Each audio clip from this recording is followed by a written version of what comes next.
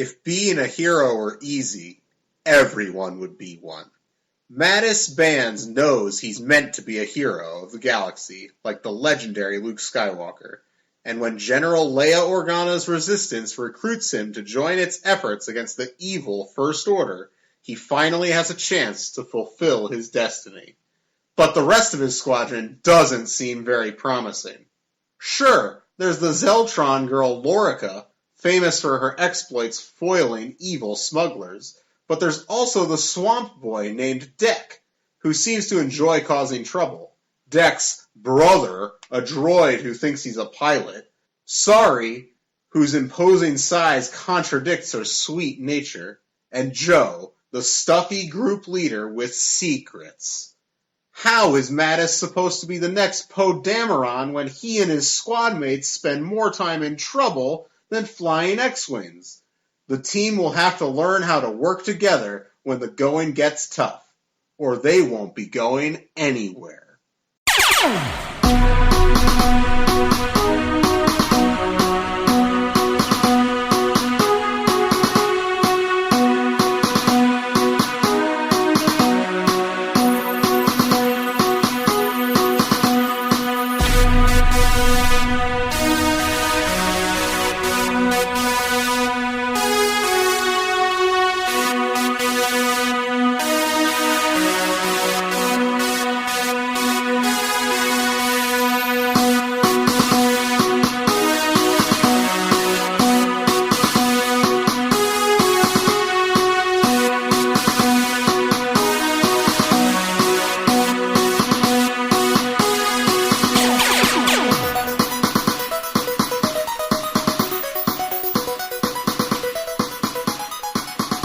Hello and welcome to Padawan Library, the junior novel Star Wars podcast. I'm Levi Paratic, and with me, of course, is the world's biggest Snap Wexley fan, Tim May. This is a lie that you're telling. No shots at Snap Wexley. We'll talk a little more about him next week. I know next week? It's a weird. It's a weird hint, but it's something's happening right now that will lead me to talk about Snap slightly for a little bit next week. Well, he's in today's book. He's in the book we're talking about this week, of course. So we'll talk about him this week, but next week, who knows? Okay. It's way too enigmatic. Like, it's not anything special, but I'm preparing. I'm excited. If I'm excited, other listeners will be. No, don't get too excited. I would relax that excitement a little bit. Okay. So, this week, we're reading, as you can see in the title, and you can remember from last week, we're reading Join the Resistance, which is a new canon novel, the first in a series of 3 books, and we'll talk about that in a little bit.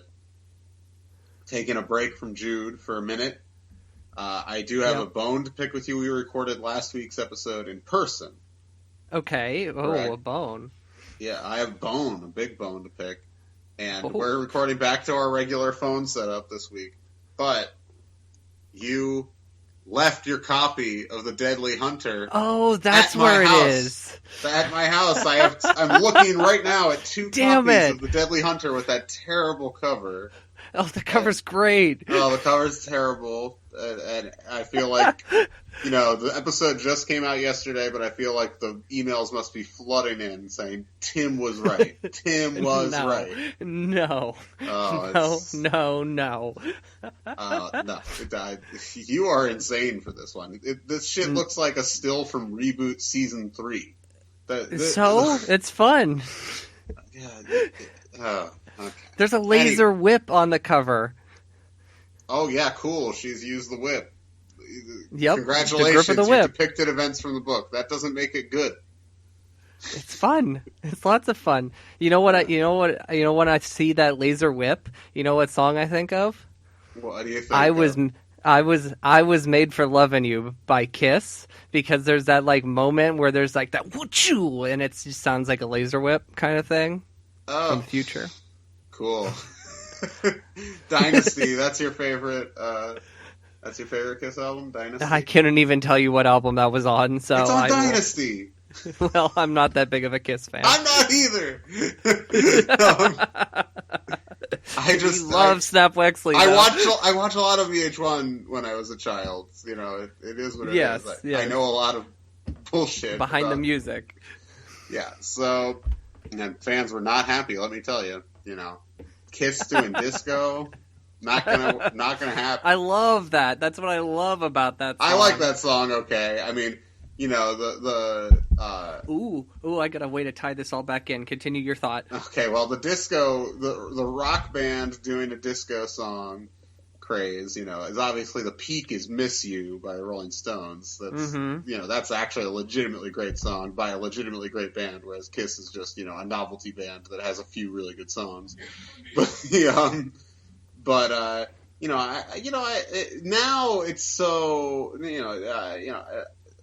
now people look back and they're like, that's crazy that people were mad about that. But, you know, hey, you know, there's lots of disco versions of popular music, including, of course, the disco version of the Star Wars theme, which I played at your wedding. What is that, Mezco? Yes, that's a great song.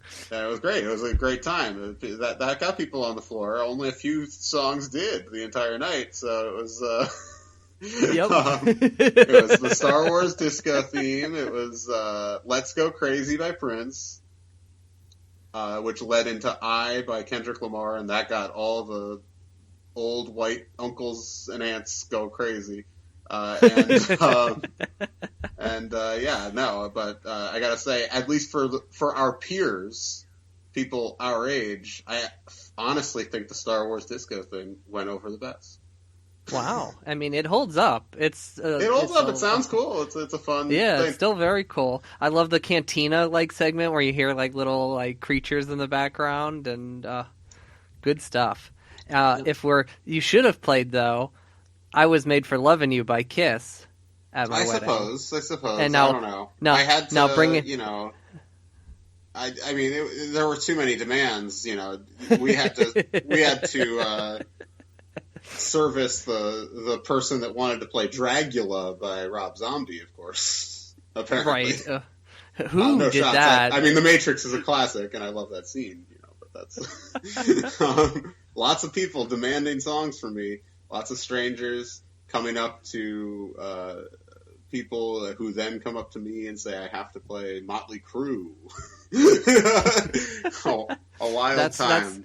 That's the duties of being a DJ. I guess. Exactly. You know, so it will never happen again. It was a one night only appearance by DJ Tim.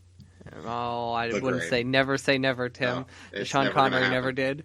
Yep. Yeah. Well, you know, this is Sean Connery after Never Say Never Again. I'm never doing it. You know, this is Sean Connery after. You know what? Actually, this is Sean Connery after League of Extraordinary Gentlemen. Straight up right, retirement. he's done. He's done. No more. Well, tying this back to I Was Made for Loving You, you know who sang I Was Made for Loving You in Moulin Rouge? Oh, Ewan himself. Ewan, yep, That's true, yeah. I was going to say, tying this back to Star Wars. Is that Paul Stanley? I can't remember.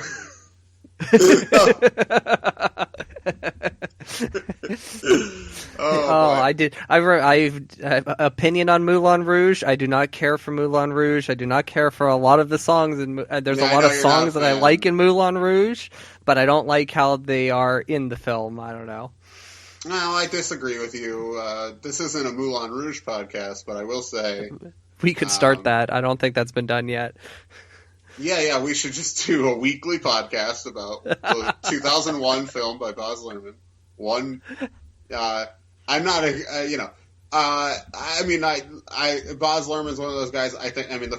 His first three movies, I love them so much. Strictly Ballroom, Romeo and Juliet, Moulin Rouge, and then the last two have been interesting. Australia was a wild movie. I don't know how that movie even got funded, and then The Great Gatsby, which I didn't see. I wanted to like more than I did. You know, I love the book and the cast is good, but you know, some wild stuff. Listening to Izzo Hova over over Leo and Toby driving in a car and like in an old timey car is pretty funny, but it's not. But I don't know, it didn't quite work for me. Anyway,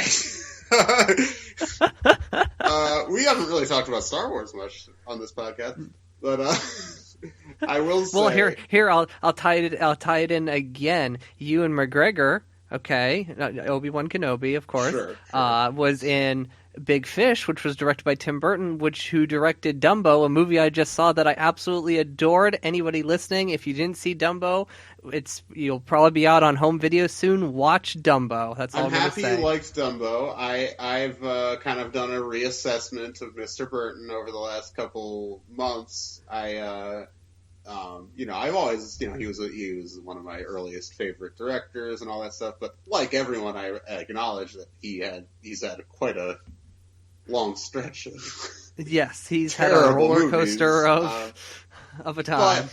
But I really liked Dumbo. I think his last couple have been okay, but Dumbo's the first one that I think has been like a really good movie, like a really just solid down the like all the way through movie since probably Big Fish. Sweeney Todd's pretty good, but I don't know.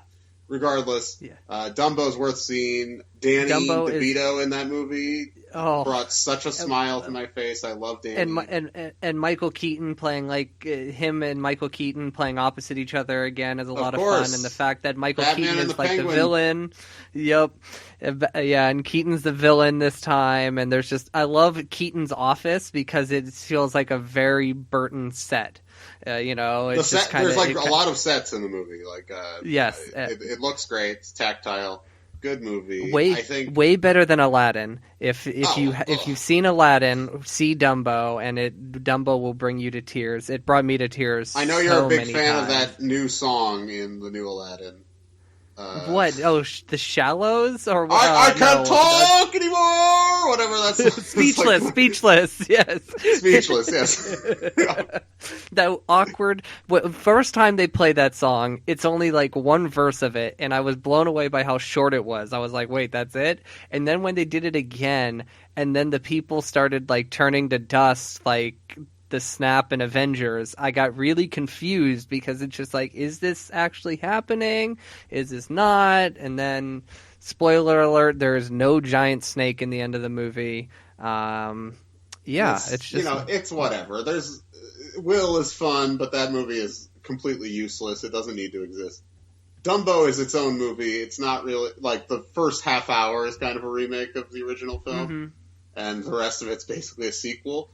And I think it's wild that movie, obviously it's still a movie made by Disney, but it's surprising that it's made by Disney because it's largely about a giant corporate entity swallowing up artists and corporatizing their voice, which seems like the Tim Burton story. Right. Not what Disney does. So it was interesting to see him work through that kind of thing, through that aspect of his career in a live-action remake of Dumbo. That's I don't know. It was very interesting. I like the movie a lot, and you should check it out if you like just kind of large-scale spectacle, like in a old-fashioned way, not just like a bunch of not in the kind of recent. First of all, it looks like a movie. It has, I don't know. I just really appreciated it. I thought there was a lot of really beautiful production design. There is. Movie looks great. I can't believe it was shot by the guy that shot Thor: The Dark World or something. I didn't know that. Yeah, it's it's not like one impressive. of his regular cinematographers, like Bruno Delbonnel or whatever. But it's Well, that's good. I mean, and it's also star-studded, which Aladdin is not. Other than Will Smith, of course. Well, that's a little unfair. There's this is Hollywood. They're not making stars that can really star in Aladdin, unfortunately. Right. That's true. So Good hopefully, point. I think the actors in Aladdin. I'm not a fan of the Jafar performance, but the other main people in Aladdin, I think, were very charming. Hopefully, they go on to have nice careers outside of Disney remakes and stuff. Yeah, Jafar was such a mistake. What else could I say about Dumbo? Go see it. Colin Farrell. I love Colin Farrell. Well, he's one of the greats. He's amazing. He's incredible. I've always loved Colin Farrell all the way back to the Minority Report days. I remember seeing that movie in the theater and being like, who is this? And then he was in like 50 movies in a year. I think the first movie I remember him showing up in he was Bullseye in Daredevil. Do you remember that was like a year later. Yeah, that's one of the 50 that I was talking about. Yeah, I saw he did that movie. Yeah, he's wild in The Lobster and Killing of a Sacred Deer. Those are the last two movies that I saw him in. The Yorgos Lanthimos movies. Yeah, and coming off of like Killing of a Sacred Deer, like his performance in this, he is a chameleon, an absolute chameleon with what he can do. I love him. So, yeah. Star Wars. Star Wars, yeah. Star Wars is a movie, like the things we've been talking about. Owned by Disney. Like things we've been talking about. Listen, guys, you do one of these every week. You're not going to always, have a Star Wars topic ready to go right away every time, in addition to the 200-page book you're discussing. Sometimes we'll just talk about other movies we saw, stuff like that. We used to be like, we should hide that, but we feel like you guys like us now, so yes. I think we can do that occasionally. I don't want to indulge too much, but it's I like movies. Next couple weeks away from Toy Story 4. Right. Your new favorite character, Forky. I made you take a picture with a Forky hat in the movie theater. I don't have any feelings on Forky yet. I don't either. I just thought it was funny that they were already selling like so much Forky merchandise that I was like, you have to take this picture. Forky better move me. I mean, I find the fact that like Forky is like this toy that has just come into existence and he is gripping with why he exists is kind of interesting. We'll see how it plays out in the movie, but I'm going in neutral. The first about reactions Forky. have been very strong. No reviews, but the people were allowed to tweet, I guess. So they were very positive. I don't know what that means. Who knows? They almost always are positive. But if they're screening it this early, that's a decent sign. So. Yes. Keanu, John Wick, love it. Keep going. Star Wars. You saw John Wick 3. John Wick's great. Everybody loves John Wick. John Wick's great. Rocket Man, that was a lot of fun. Yes, we see lots of movies, guys. Rocket Man was fun. We saw that the weekend when I left Deadly Hunter at your house.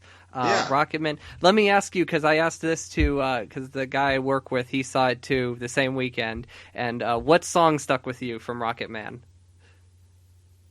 Like which sequence or what song was stuck in your head after you saw the movie? Did you have a song stuck in your head after the movie or no? I mean, those songs are always in my head. Elton is literally like my favorite number one all time. So, right after the movie, actually, probably this has never been one of my favorite Elton songs, but it's used really well in the movie. Is I'm Still Standing. Yes, that's what I had stuck in my head. Period of his career. I think it's from like '83 or something like that. Yes, I looked up that album, and that's I've always liked the song. It's like one of his decent songs from that period, but the way it's used in the movie was really impressive, and it's a catchy song. It's good content from Elton and Bernie. But who never had an argument. That's what they say. I don't know. They kind of depicted an argument in the movie that I would call an argument, but whatever. That had to that's have been fine. just I'm like glad a they're joke. still such good friends, and I thought it was. I just really liked it. I mean, it's but I'm also in the bag for that movie. I love Elton so much, and as far as I thought the Crocodile Rock sequence was great. I mean, I love all those songs. I don't know what to tell you. They're all great. What about you? They're all great. What have I seen, or what about Rocket Man? No, the Elton thing. You were asking which songs. I had "I'm Still Standing" stuck in my head, probably because it was the last song. It's one of the last songs. Yeah, it's like the yeah. movie ends with that song. So right. So, but I really and I like enjoyed the new flick. song. Good time. It's a great. It's great. Like how much it starts with Taron Egerton singing, and then like the real Elton comes in, and it's just like, nope, I'm still like Elton. Nice try, and thank you. I appreciate I appreciate the performance.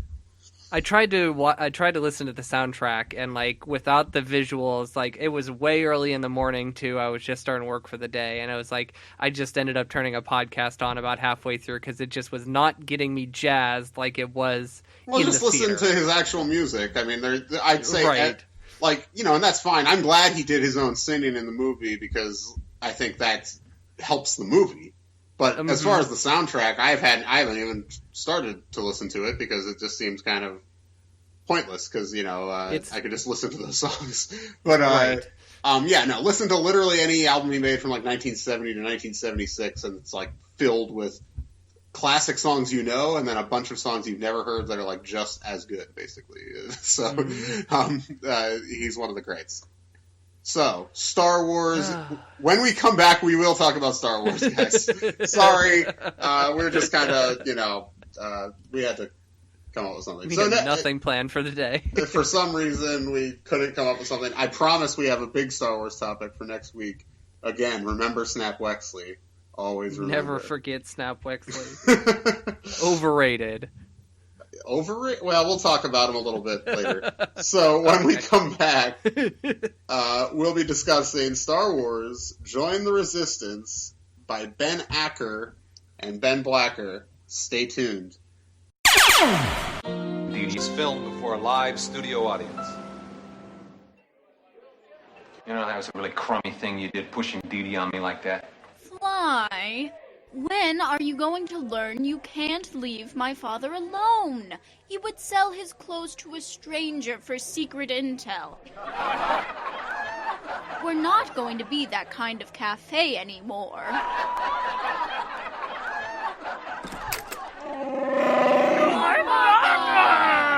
Hey, no Baka, what'll it be?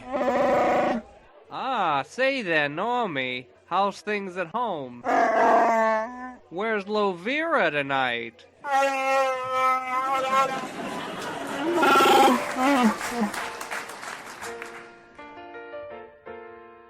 Selling your secrets on Coruscant takes all the force you've got.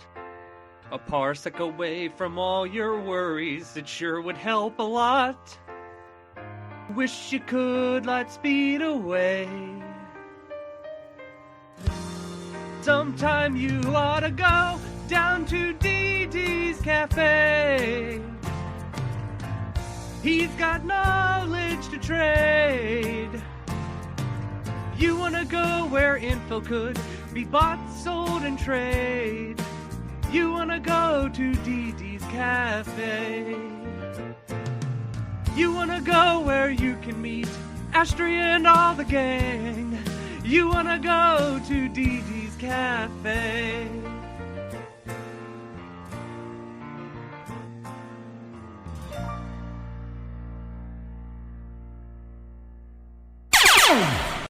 Welcome back to Padawan Library. I'm Tim May, here as always with Levi Paratic. Hey, Levi. Hey.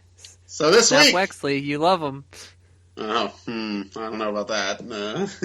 Anyway, this week we're talking... Join the Resistance. Join the Resistance. Ben Acker, Ben Blacker. This is the first book in a series that came out in 2017, so this is... Right. And the second book also came out that year, too. Okay, and then the last one came out last year, right? Yes, July 2018. And then the audiobook came out October 2018. Wow, fascinating. Anyway, so Join the Resistance. This is the first series of young readers' novels that we're reading from the new canon. We read Guardians of the Whills a little while back. That was a Rogue One prequel. This book takes place, maybe 6 months before Force Awakens, something like that? Yeah, it's very close to Force Awakens. Well, no spoilers, but the third book is called Attack on Starkiller Base. So I I'm imagine this all assuming leads that, up to that. But, before we get started, the writers, you might have noticed something strange about their names. Their names are Ben Acker and Ben Blacker. I've encountered these names before. They have some other credits, and they've been on lots of podcasts and stuff like that. If I recall, these are their real names. Is that? I believe that is the case. That's and wild. I cannot figure out, because there's not a whole lot of personal information on these two. So there's no story about at least I didn't look super hard. To confirm that this is their real names, they have dedications to their parents in the front of this book: Larry and Donna Acker and Richard and Karen Blacker. So, I guess the only possibility it's not the real name is if both of them aren't named Ben. But I feel I wonder if they just met in a writing program and were well, we both want to be writers. College. And we get along. We have to team up because it'll be a way a foot in the door to get jobs. People will be what? Right.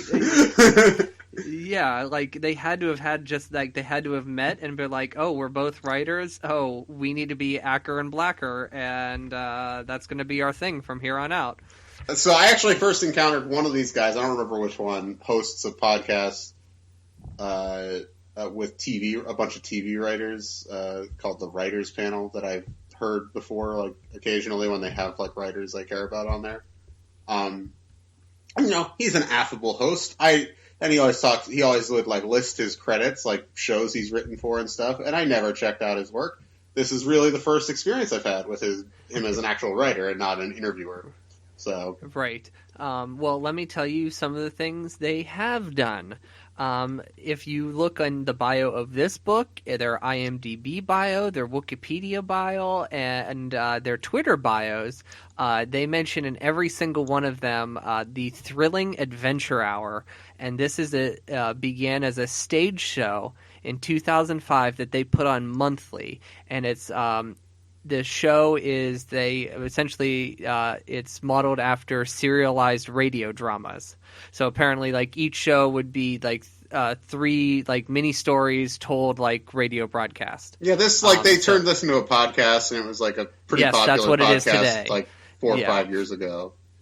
So apparently there's comic books about it too. Oh, wow. So they do comics and the podcast now. The live show isn't a thing anymore. They've written one episode of Supernatural together, if you're a Supernatural fan, and together they wrote 11 episodes of the Netflix series Puss in Boots. Oh. And Blacker wrote one additional one on his own. So Ben Blacker has written 11 episodes of Puss in Boots. Wild stuff. It is. It's interesting. They're mostly screenwriters, and I think that's notable. We'll talk about that going forward. The premise of this series is basically some young resistance pilots in training, and I'm all for that. That's that was a premise that I was excited about. That's why we kind of committed to doing this summer. Also, because it's only 3 books, and we can just sparse it out through the rest of Jedi Apprentice. Are you ready to go? Let's see here. Oh, I'll say they wrote a story from a certain point of view. They did? Okay. Yes. So this isn't their first Star Wars work? Right. Or it's the same year as that, because that book came out in 2017, because that was the 40th. So it could have been their debut, I'm not sure when things came out. Anyway, it's the story Bump. It's apparently about a stormtrooper on the Death Star, while there's the Han, Leia, and Luke are on the Death Star. And then they've also written a handful of comic books, Star Wars comics, and one of them is a one-shot centering around DJ, a character we have not discussed on this show, but a character I know that we both really care about and hope we see him again someday. We're big Benicio fans on this podcast. Just, I know this is off topic. Just, I wanted to send our listeners, find this clip. It's from the miniseries, the Showtime miniseries from last year, Escape at Dannemora, which is about a prison break that Benicio is in with Patricia Arquette. And there's a scene I have not seen it yet. I've heard it's very good. It's directed by Ben Stiller. Weird. But there's a scene that's been going around where Benicio hovers over Patricia Arquette and he just says that this sounds like an exaggeration, but I promise you this is what it sounds like. Don't tell anybody. Hang on. I promise you. Look this up. Look it up. I will play it. I'll play the clip. Okay. In this moment. What am I looking? What's you don't have to look it up right now. Well, for later at least. Just look up "Escape at Dannemora," Benicio del Toro. Don't tell anybody, something like that. But okay. I will. I'm just gonna. I'll put the drop of the audio of it in right now. Don't tell anybody.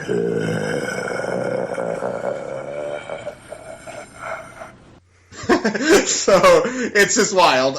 Anyway, getting onto the book, Join the Resistance. One last kind of behind the scenes type thing. You sent me a video that was like a promo they did a big live event launch thing for this book.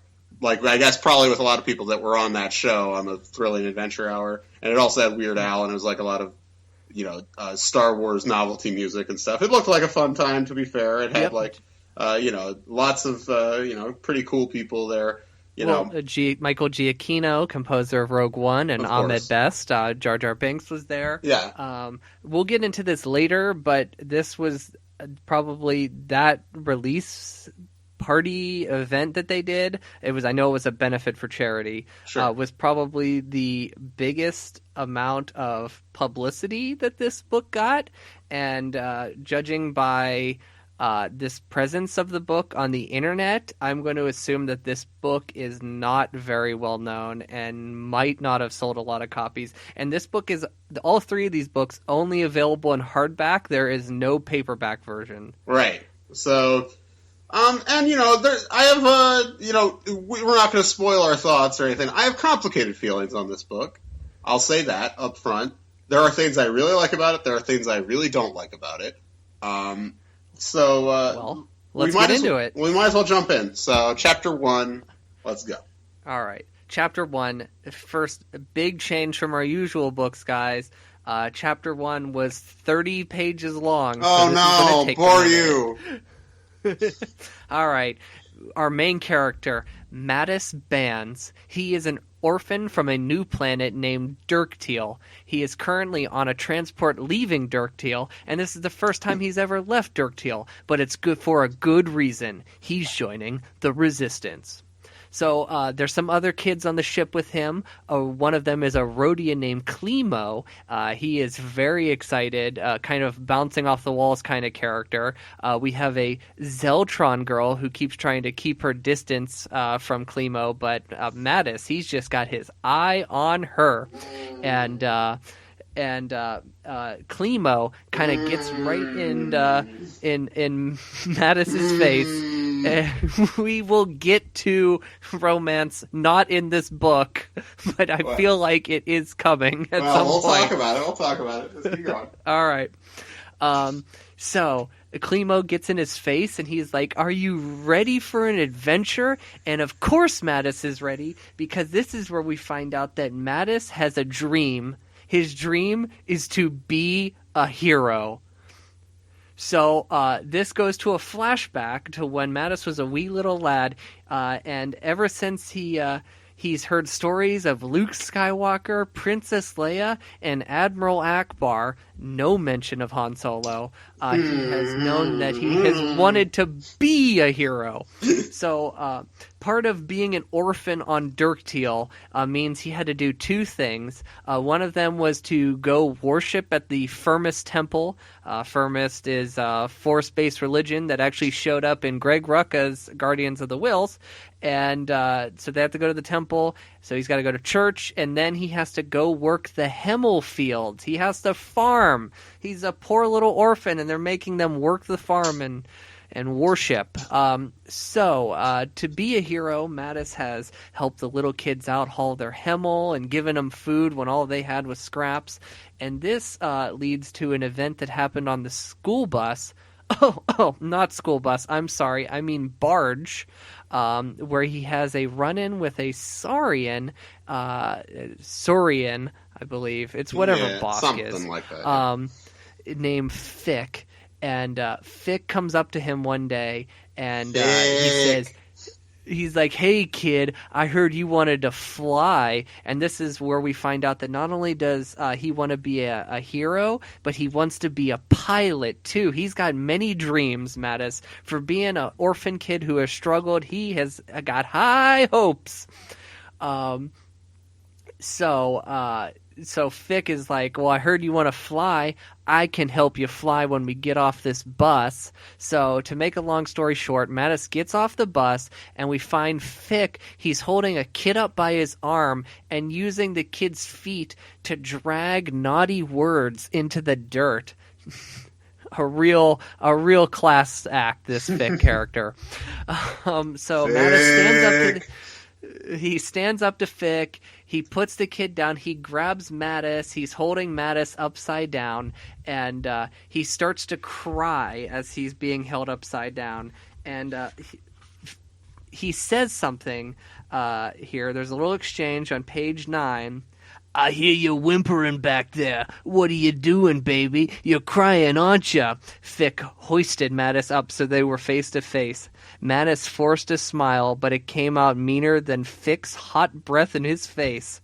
"I know what you want," Mattis told him. "You can't produce tears of your own, so you want to see mine. Tough sand, big boy." Anyway, that wasn't all that exciting. So the barge driver, gets out, and she's like, "Is everything okay?"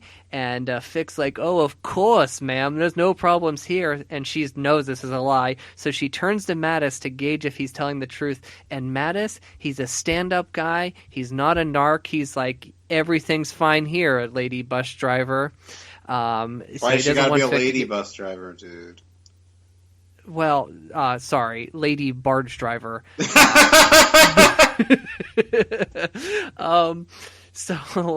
She's like, "I want to talk to you, kid." So she's like, "Yo, I've seen you on this bus. I'm no fool. I see you standing up for the little ones, and today you stood up for a misguided bully. I think that's pretty dope." And so these two, this character's name is Anthem Mont, and they strike up a relationship where they just like talking to each other. Mattis finds it's easier to talk to about her, and when they talk, they mostly just talk about the heroics of the rebellion, and Antha is a big Admiral Ackbar fan, so this is why Mattis has this love for Ackbar. Mattis is convinced that he's never met his parents, but he believes that they were in the rebellion. We'll get into more of that story later. Sure. So Antha disappears for a long time. Mattis doesn't know what happened to her, and then she comes back. But when she shows up, she's not alone. She's got a character with her, and that character is Snap Wexley. And totally forgettable character. And Snap is all like, "Yo, I'm in the Resistance. We're all about the light man." Can I stop you for a second?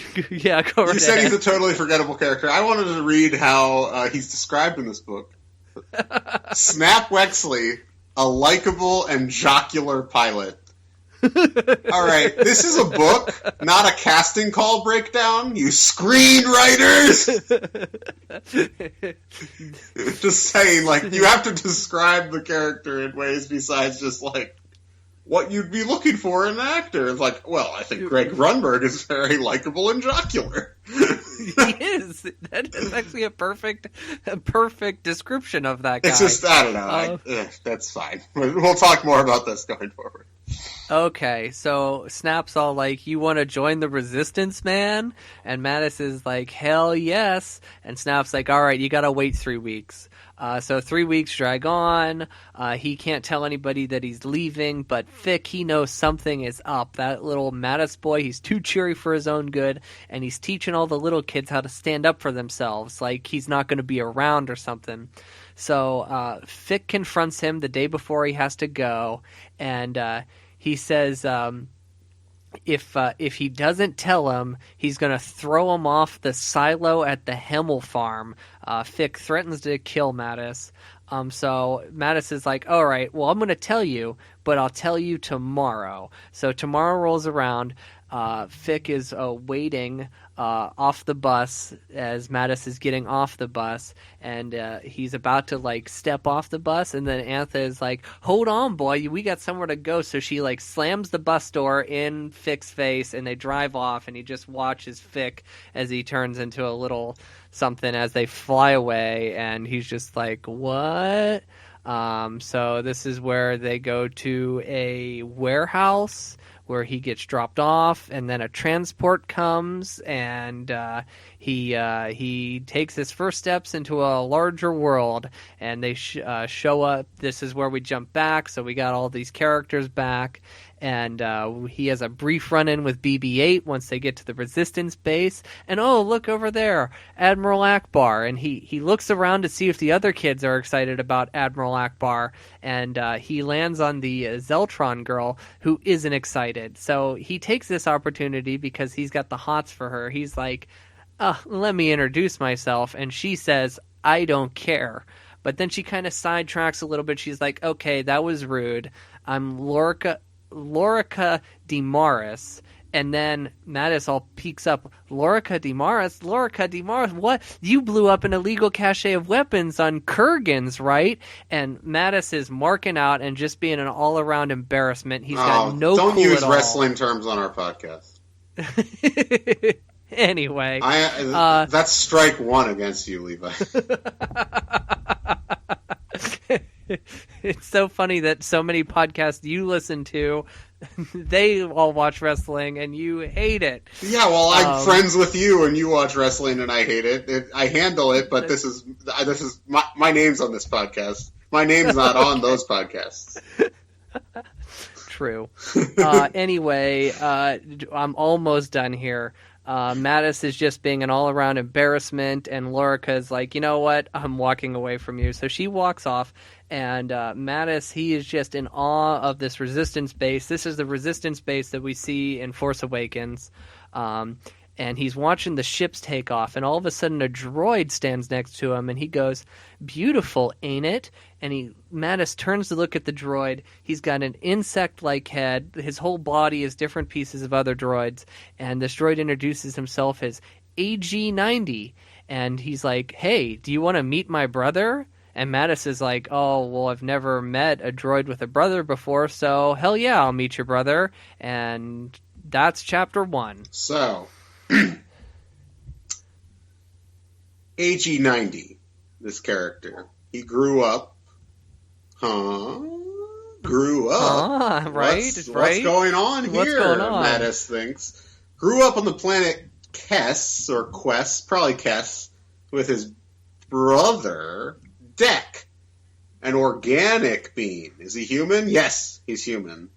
An organic being. AG also speaks with a droid drawl. Which I guess Kess is kind of a backwater planet of scrappers and tinkerers. And Deck's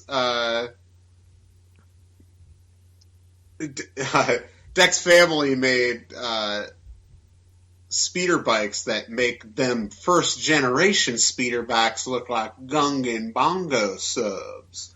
That's what AG says. And the interesting note about the Gungan thing, we'll come back to that. Deck didn't have siblings, so his mother built AG-90 as an older brother. And as AG says, we watch out for each other. So, because that's what family does. So, wouldn't you know, Mattis says, I wouldn't know what that's about. So he's, as we know, he's another Star Wars orphan. And he doesn't have a family. He doesn't know what family's about. I wonder what this book will be about. Will it be about him learning how to accept his newfound family? I wonder. Anyway, AG introduces Mattis to Deck, his brother, who smirks at him. And, he's like, kind of seems like a cocky kid, And AG says, I found one to Deck.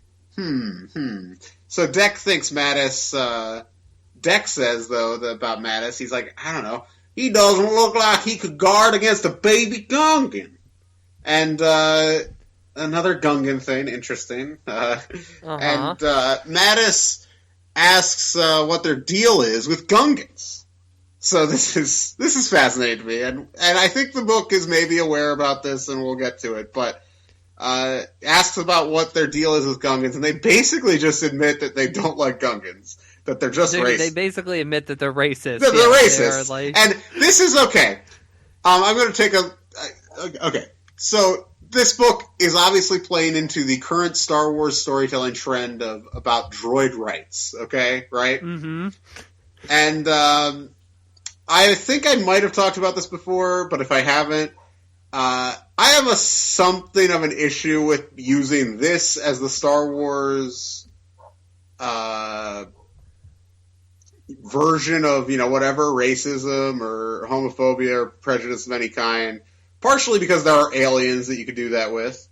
And secondly, to me, droids in the movies have always been coded as pets, essentially. Yes. And if you turn them coded into essentially slaves, that turns Luke Skywalker, one of the greatest heroes in the history of stories, into a fucking slave master. And that's a problem. Don't break the universe. That's what I have to say about this. Anyway, and there's plenty of other ways paths you could take to tell stories about racism and bigotry and oppression in Star Wars. You don't need to use droids, but moving on. Or as this book uses, Gungans as well. So. Yeah, and I think the book is trying to put that on an even field, and that's fine in the context of this story. But anyway, we'll talk more about it going on through the whole book. So, Deck tells Mattis to find a dorm room, and then they're going to go on a mission. They go behind the barracks between two buildings. Mattis is worried. AG and Deck are bickering like bros, and the reason AG is very human-like is that he's never had his memory wiped. So that's interesting. Deck is a pilot.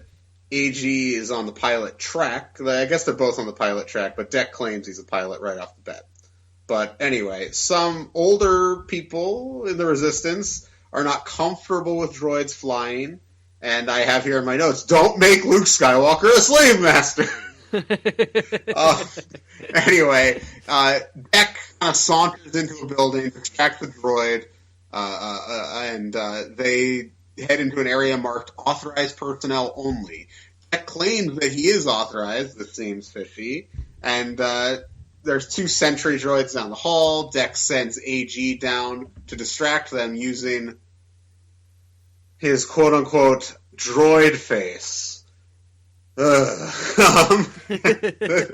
is the other problem. It gets to a point where it's real life kind of offensive.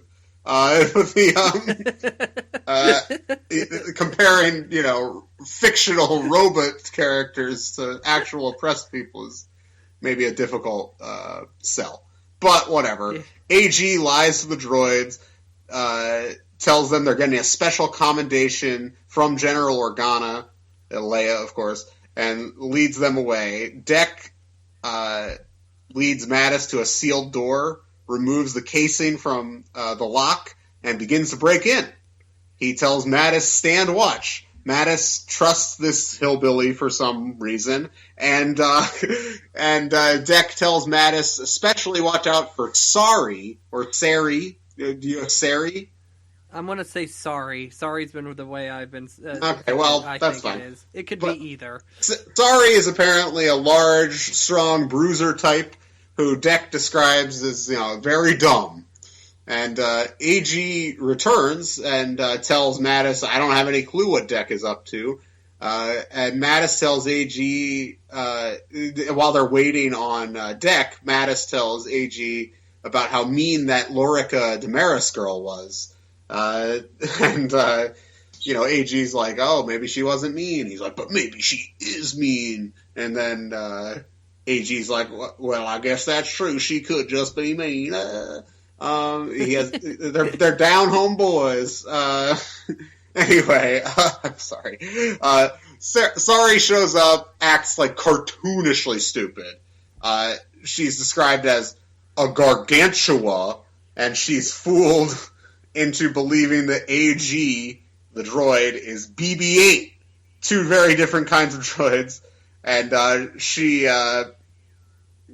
but she says she's looking for this Deck Hansen character, that's, I guess, Deck's last name, and wants to know where he is. The situation seems tense. Mattis touches her on the shoulder, and then she grabs him by the ankle and hangs him upside down. AG doesn't do anything to stop this. Mattis is super confused. He's screaming. AG tells him, quiet down or they'll get caught. But Mattis is like, wait a minute, we already have been caught. This Sari is the person he told me to watch out for. And Deck comes out, apparently having completed his task, and she lets him go. And then AG says, Sari was a real champ. I was nearly as scared as Mattis. And then Mattis says, what the pfask is going on? This book has lots of fake swear words, so, like pfask. Anyway, Sari, her full name is Sari Nadel, and she's my pal. She's our pal, is what they say. Anyway, so they're just pulling a prank. It's like a hazing type thing. But then, just then,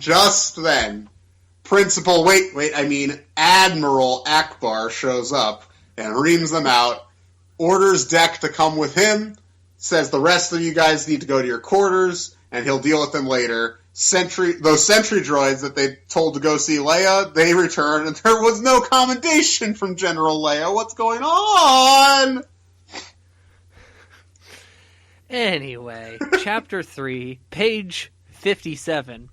Relax. You are I a know. baby. You're a baby. I know. This all works out better for me as we go on. So I know. You got like these 3-page chapters later. Oh my god. I know. I was laughing so hard. So when Mattis was a 10-year-old boy, he confided in a 3-eyed orphan girl. He said, you know what? I think my parents were heroes of the rebellion, and I bet they were too busy fighting to raise a child. His parents, they had a child and were like, this rebel shit it's too much. We have to pick between our careers and our child. And they picked their careers, and they dropped him off at the orphanage because they knew he'd be safe, and they knew that one day when they weren't so busy with the rebellion, they would come back and get him. So Mattis has this dream that he's going to have a parade thrown in his honor one day because he's going to be such a hero and a pilot that they're going to throw his parade for him, and all of a sudden these two people who he's never seen before are going to walk up onto the float and say, hey, we're your parents, and he's going to share this amazing parade route moment with his parents. And the 3-eyed orphan girl, she shoots him a skeptical look, and Mattis realized he should never tell anybody that again. We also learn in this moment that Mattis, on top of wanting to be a hero and being a hero pilot of the Resistance, that Mattis also believes that he is Force sensitive. He can feel the Force swell around him, but he can't do anything with it. He has no power over it. And he's hoping that maybe somebody at the Resistance base will teach him how to use it, and maybe that Luke Skywalker character might do it. Nice try. Nice try. So you better head over to Acker 2. I said it like a Klingon for some reason. Continue. Yes, you did. So he realizes, though, that this ship may have sailed because they've been caught. Admiral Ackbar, Principal Ackbar has caught them, and he believes they're going to get thrown out. So we jump to the present, and they're getting a stern talking to from Principal Ackbar. And Ackbar says to him, "Do you think I'm a fish-headed moron?" Oh, boy. And I had to stop right there because is Ackbar referencing what he looks like in a derogatory way? Does Ackbar look in the mirror and say, "I am nothing but a fish-headed moron"? And You know, we all have. I'm disgusted with myself. Self-esteem issues. You know, it's okay for him to admit his issues with clinical depression, and we all battle things like that. So yes, you shouldn't get on Ackbar about it. Well, I'm going to get on Ackbar because there's really nothing in this book that makes Ackbar feel like Ackbar other than saying he's a fish-headed moron. Okay, I have to talk to you. I wanted to talk about this idea because I wrote some notes about this.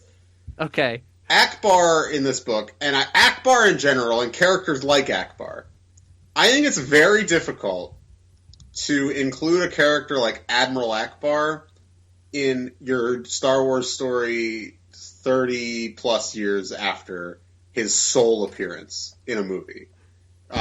Sole appearance? What are you talking about? He's been in 3 movies. He was in one movie before the Disney era. Oh, yes. Okay. Yes, I'm giving That's what I'm talking about. Ackbar is an incredibly minor Star Wars character. He is.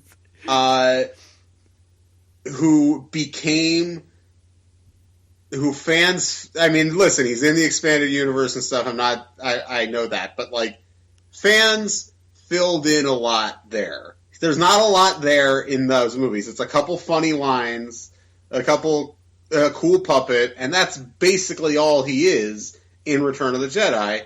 And so fans have mythologized this character for so long, but he actually hasn't appeared that often in official material. He's in a couple Clone Wars episodes.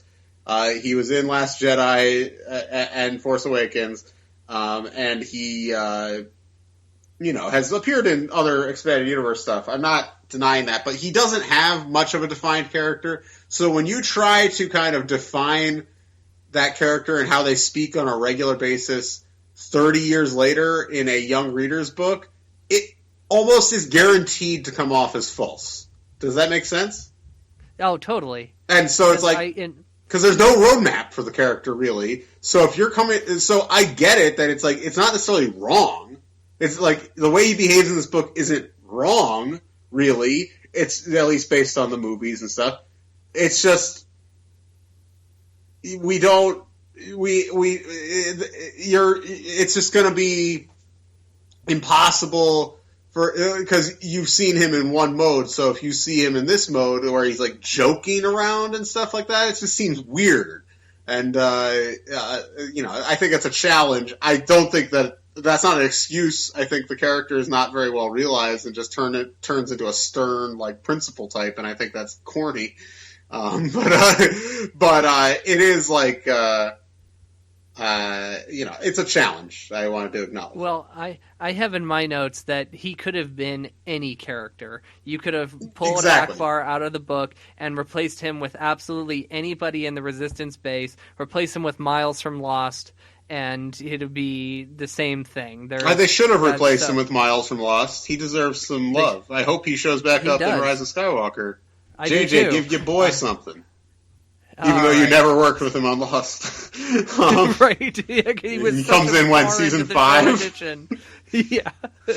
Maybe 4. Miles, an amazing character. Love Miles. Yes. So you think they're going to get kicked out, and Ackbar, he's going to let him slide because it's his first day. And he said, you don't get wrong with, don't get off on the wrong foot. Here's this kid. He's your squad leader. His name is Joe Gergerod. And he is related to Tian Gergerod, the architect of the second Death Star, but that is not addressed in this book or at this time. So Joe, he's wearing a military style uniform, even though the Resistance doesn't have uniforms. He looks very official. He's very stern. And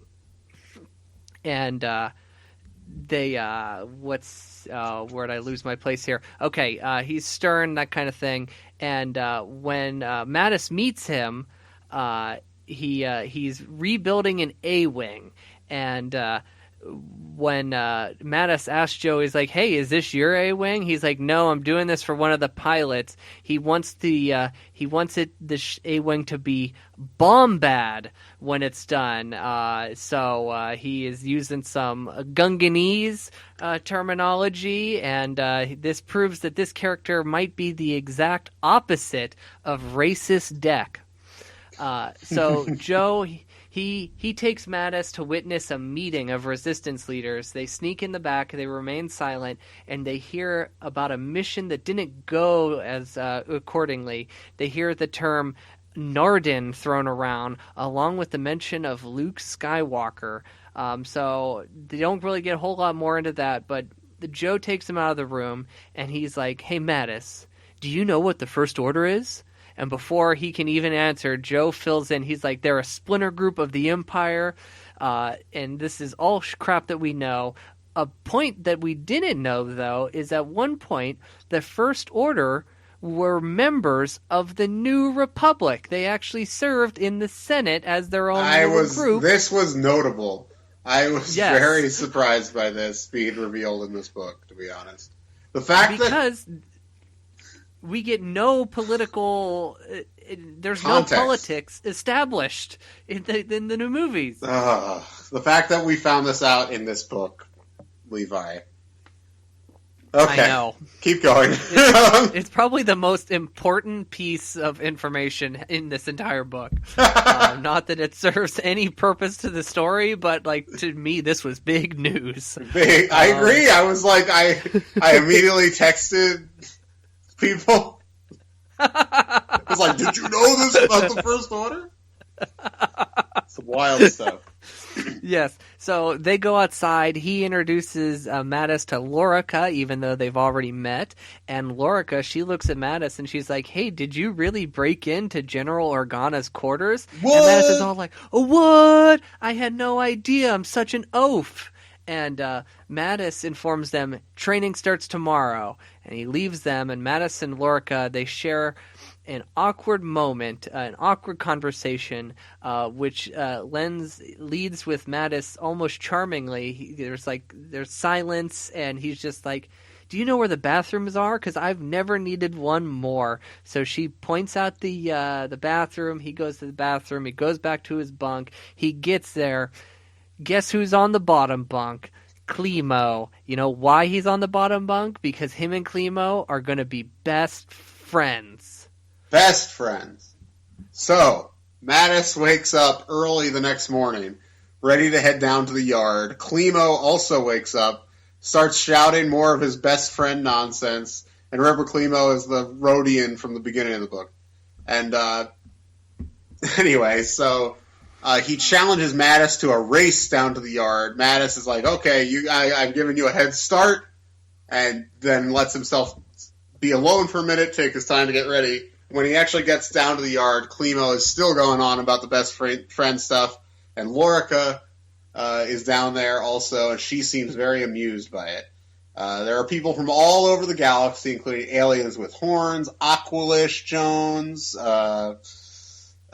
some core world snobs, and Joe has set up an obstacle course with giant doors between different obstacles, each guarded by 2 sentry droids. Joe kind of begins his spiel. He talks about he says, "My contempt for the First Order is absolute!" And he asks Mattis where Deck is, and he's like, "How would I know?" Just then, Deck, AG, and Sari make their entrance. Deck says some smarmy shit, and Joe's like, "Fall in, my guy," and Deck also notices Lorica, points her out, and talks about her, space pirate adventure or whatever it was, and she's annoyed by this again. Joe's exercise routine that he puts them through is very intense, but he does participate in it. Everybody hates it, though. A fat, Aqualish boy, he faints. Mattis is relieved when it's over, and Joe says that in time it will become everyone's favorite part of the day. Nice try. That's what Mattis thinks. Nice try. You're wrong about that. And God, exercise blows. Yeah, exercise is trash. Nobody ever likes exercise besides like The Rock and Mark Wahlberg. And so next, they're gonna play this war game, and Lorica is assigned. Joe has Lorica be the team captain, and Mattis, he's the lookout. Deck is gonna be kind of like his backup lookout. AG is going to disarm sentry droids, and Sari is the muscle. And she's like, hey, like, I'm good at, like, they call it splicing, but hacking, I assume, is what they mean. And Joe is just like, yeah, but look at you. You're the muscle, because she's giant. She's a big person. And Deck sticks up for her, says she's a good splicer or hacker. And Joe's insistent, though. The argument kind of keeps going for a bit. Mattis mumbles. He's like, hey, man, Joe is in charge. And Deck mocks him in what is described as his swamp accent. And he says Joe is trying to flatten out the qualities that the Resistance saw in all of them in the first place and make them all the same. And Sari's just like, hey, it's fine. I can do this today. And he's like, no, it's not. And they continue to protest, but ultimately they have to go along with it. And the exercise goes smoothly. It just goes no problem. And they keep going through these motions for the next few weeks. But there's no flying exercises. And that's to AG's great disappointment. He really wants to be a pilot. And they're limited to the flight simulator. Mattis likes the simulator, though, because he thinks it's making him a better pilot. He doesn't have much real flying experience, remember? And so, despite everybody's disappointment about this, Mattis thinks the unit, or as they've christened themselves, J Squadron, really comes together on these simulator missions. That is, until Deck fucks it all up. He flies ahead of the mission in the simulator, and he blows, like, digital sand, I guess, in everybody's face, and fucks everything up. Deck, come on. And Joe, he starts reprimanding him, and Deck's like, hey, like, we got the mission, nobody got hurt, what's the problem? Lorica points out, hey, like, we would have been fucked if this was a real combat situation, and he's like, but we're fine, And Joe calls Deck a nutson. Gungan for crazy. He's speaking in Gungan all over the place. Deck then makes some racist comment about how he sounds as dumb as a Gungan. And then this is what Joe says in response. He says, my best friend's a Gungan and he's worth 100 of you and 200 of your brother. And oh shit, oh boy. Deck is pissed. Deck is so pissed. Joe says that AG shouldn't be allowed to pilot, and that he should be his memory should be wiped and be reprogrammed. And Deck gets even more pissed. And Joe's like, whatever, fuck off. He orders the squadron to do 200 push-ups, and this time he doesn't stay with them to do the exercise with them. And so Lorica and Deck, they both kind of cut off their push-ups early, and they start to talk a little bit. And she asks him why he won't just follow orders. And he says Joe doesn't understand what everyone's best at. AG should be the squad leader. He says, no offense. And she's like, all offense taken. And Sari shouldn't be the brute. And Mattis should be doing more than just being a lookout. And Mattis, Sari, and Klimo, the two of them, Lorica and Deck, they leave, and Mattis, Sari, and Klimo are left to finish their push-ups. Klimo collapses in the middle of it, Mattis does finish. He says he hates both Joe and Deck. And Sorry says that, hey, man, like, Deck actually really likes you, and you shouldn't hate him. And reveals that the reason that Deck broke into the reason the Deck broke into General Organa's quarters was to get AG assigned a bed. And he says, while he is a droid and he doesn't need to sleep, he still wants a place that's like home, where he can keep his possessions from his home world and all that stuff, because he's a human and we should feel bad that C-3PO is actually like a slave or whatever. And and so Mattis is really moved by this, wakes Klimo up from off the ground, and they head to dinner. And at dinner, Mattis decides he had been sitting at Joe's table and saying nothing, but he decides he's going to sit with Deck and the crew, including also including a character we never see again, but a character named Jmi, J''MI, who was a furry alien girl from Rigor Mata. And Mattis tells Deck that the gesture of breaking into the office, when he knew the background behind it, it was very touching. And Deck shrugs it off and says, "We take care of each other." And and he says, "Let's get back to Jmi's story," because Jmi was telling a story, and he says, "Tell us about that river you fell in. It makes you sound like a dope, and that makes me laugh." Deck is a dick. Anyway. He is. He's a racist dick. I don't like Deck. We'll talk about this. All right, Chapter 5, if you're still listening. They're listening! Relax! We are 50 minutes into this this is a very long episode. On Chapter 5. A month has gone by, and Mattis has befriended Deck and his crew of misfits. But he catches flack from them from time to time because he still follows all of Joe's orders. And Mattis believes you'll never be a hero if you don't follow orders. And tension at the base is high because that mission they were overhearing being talked about is still going on, and it doesn't seem like it's going well. Klimo is still a nuisance as he follows his best friend around everywhere. Everybody jokes that he's always one step behind Mattis. One night, actually, I felt like they treated this like a flashback, and it wasn't.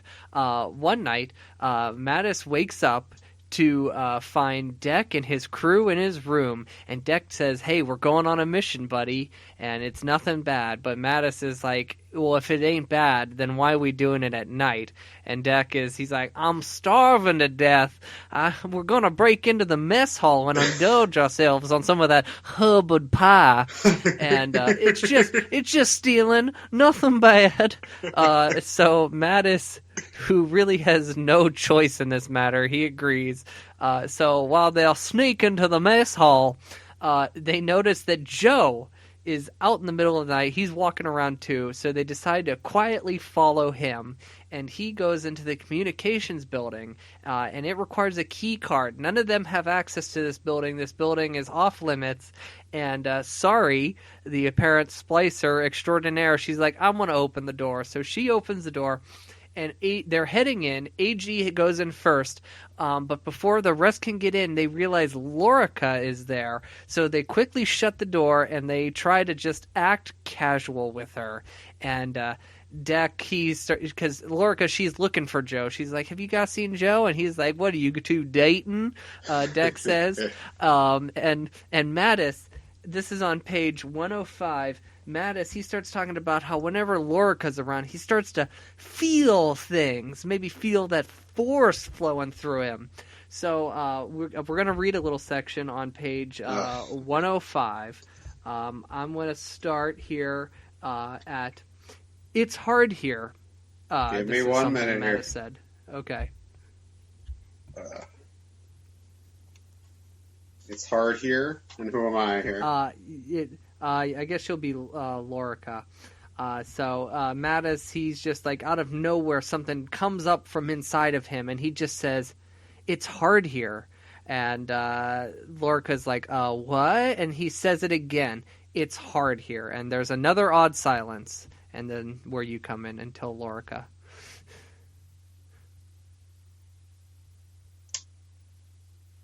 What did you say? Lorca asked. Oh, Where are you here? Okay, I'm just starting on 106. 106. You said 105. Oh, sorry. Okay. Okay. I'm leaving this in. Okay, good. Until Lorca said. Until Lorca said, it is. It's really difficult. The others didn't look at her, too afraid to break whatever spell that was currently over them, but Mattis did. Sometimes I don't think I can handle it, he told her. Honestly, you and Joe, you guys are so tough, so disciplined. You're meant for this. Sometimes I don't think I know anything but cutting Hemel, and that's no help against the First Order. I don't always feel meant for it, Lorca said. When she spoke, it seemed to Mattis as if she and he were the only people on the base, maybe on the whole planet. But then Deck spoke up too. His voice was gentler than Mattis had ever heard it before. Me too, he said. I want to do this right, you know? I want to be as much help to the fight as I can be, but it don't always make sense. Sari nodded and mumbled in agreement. I have things to offer, she said, but I don't know what's the right way. And Clemo slapped Mattis on the back and said, I am glad they are all my friends. It helps me here. And so that's a nice little moment there. It's a nice moment. It kind of comes out of nowhere. I also, the way it's written, I don't know if we communicated it that well, but it literally, I don't know. It's fine. It's fine. Yeah, I'm not mad. There's another moment very emotionally similar to this moment later in the book. That's better. I think it's more effective. Yeah. I will talk about it, but I also want to say one thing. Mattis and Lorca. They want to kiss. It's inappropriate to talk about children sexually, so they want to kiss. Oh, Mattis and Lorca sitting in a tree.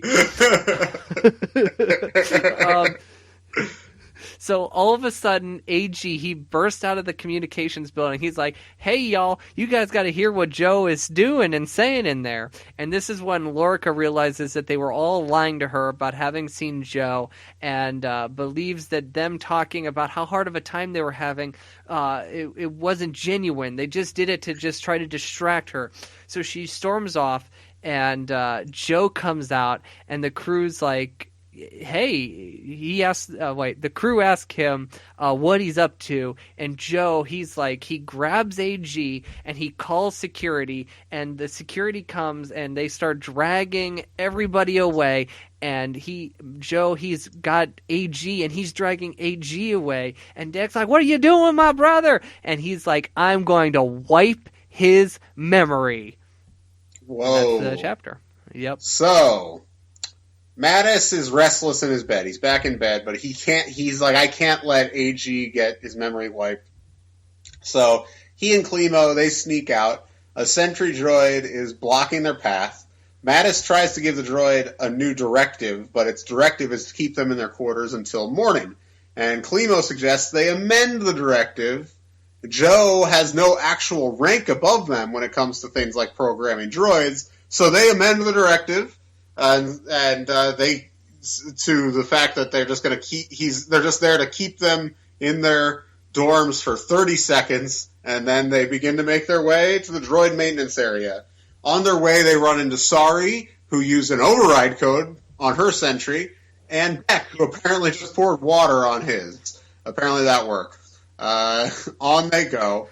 When they get to the droid maintenance, Mattis tells Beck to stay calm, don't push Joe, and he's like, no promises, no promises, no promises, no promises.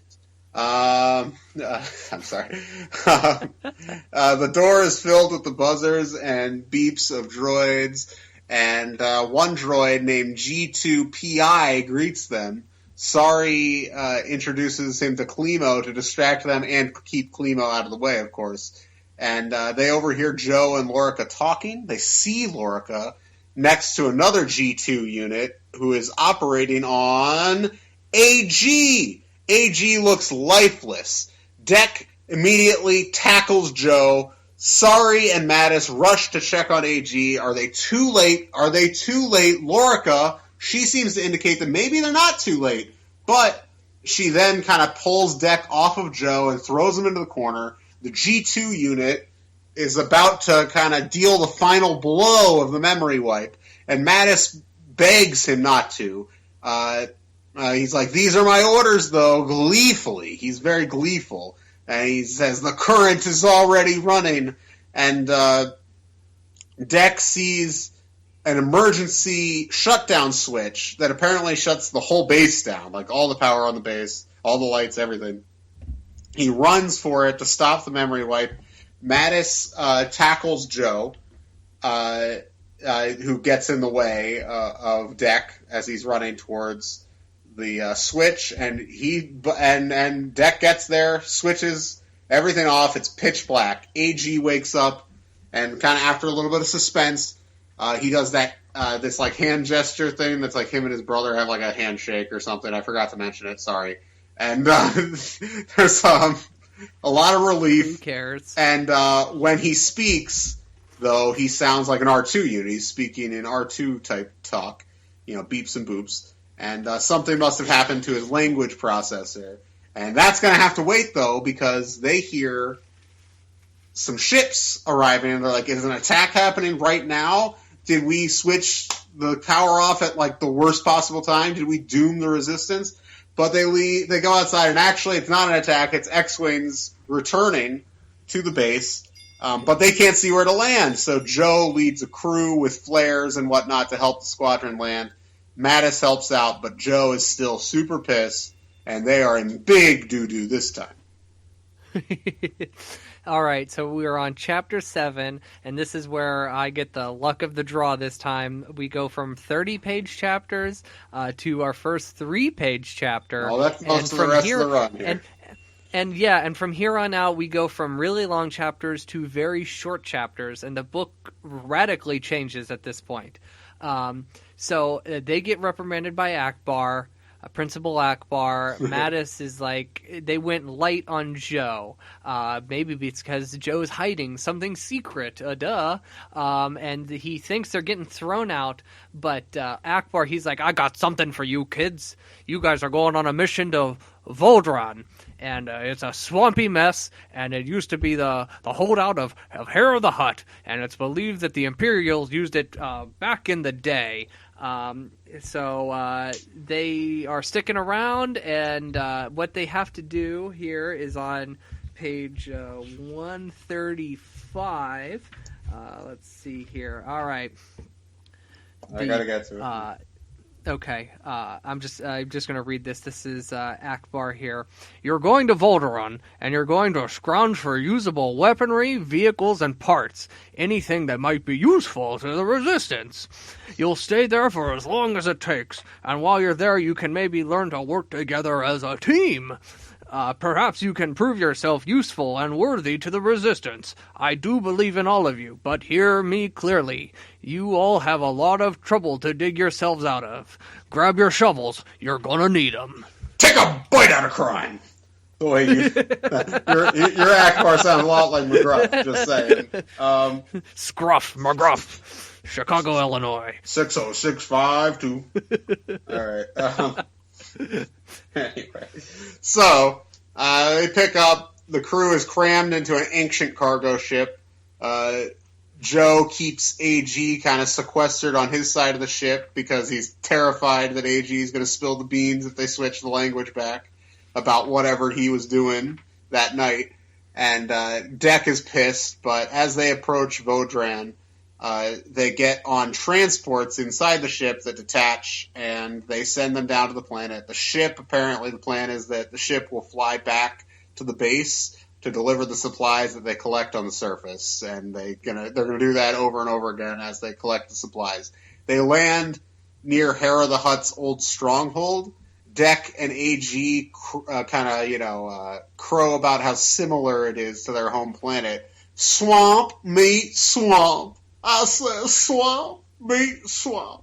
I don't know why I went into Clinton there for a second. Anyway, it's like Bill Clinton to me. Swamp meet swamp, I said. Anyway, terrible Bill Clinton impression. I'm sorry. Yeah.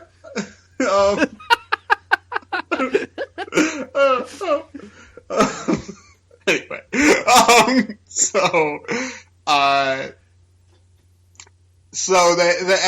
Joe points out that they should all watch out for the Dianagas, which are apparently indigenous to this planet, which is like a swamp planet.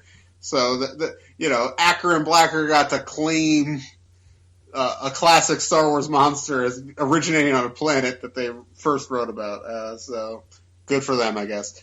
Although his Hera the Hutt appeared before, I don't know. We'll see. I don't know. I'll look that up while you do that. Yeah, sure, why not?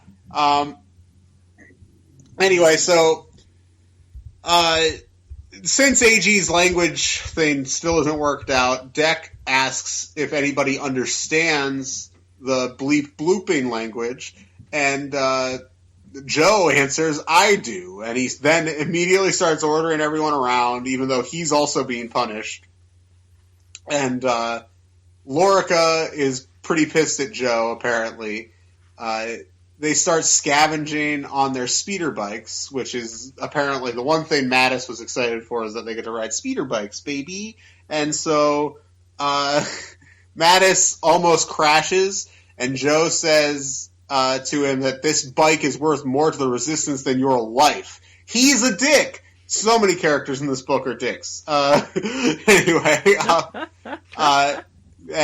so Joe kind of goes out of sight for a minute, and Sari is ahead of everybody, so Mattis catches up to her, and they do some bird watching. They're watching birds, and Dek and AG also catch up, and Dek fiddles underneath AG's plating, and voila, he can talk again in Basic, and the crew kind of begs him to tell them what he saw Joe do.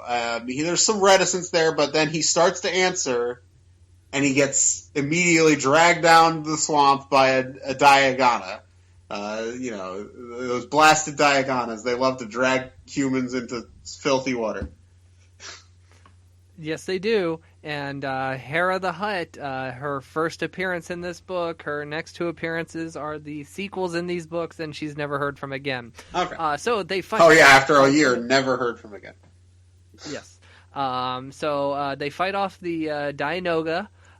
They try to. It grabs AG, and they're pulling on AG's arms, trying to pull him free from the tentacle of it.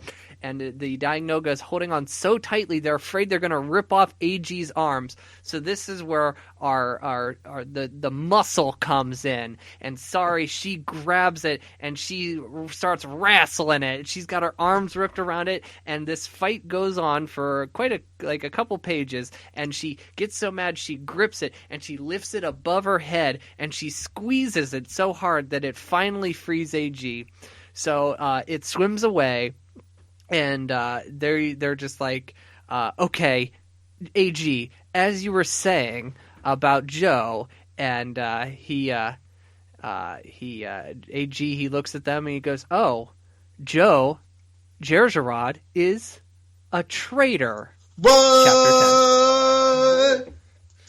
So, anyway, the next chapter starts with a flashback. We're back the night when everyone that started all this, and AG is watching Joe have his secret conversation from earlier, and Joe is talking to two middle-aged people, one man, one woman. The woman is talking about how, quote, they have the location of a map that will lead them to Luke Skywalker, watch out, Lor Santeca, watch out. And she says, interestingly, on page 156, she says, the woman spoke.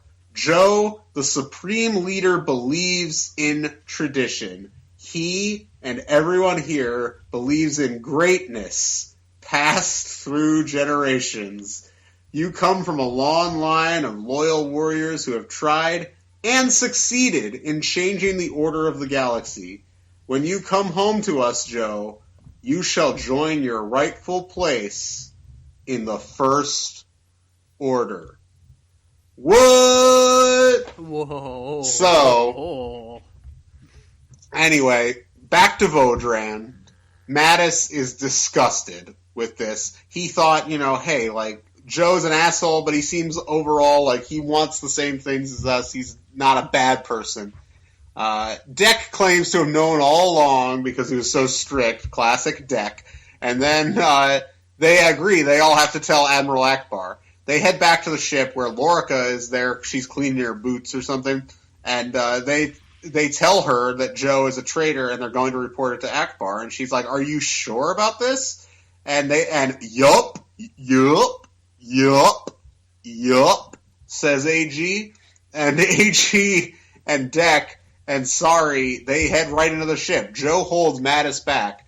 And he wants to kiss her. But then says very loudly, or not loudly? Did I say whatever? She says they should wait to report it until they're absolutely sure about it. And Mattis kind of is swayed by this. He argues to the others, weren't you mad when Joe rushed to judgment about you guys? Let's just confront him.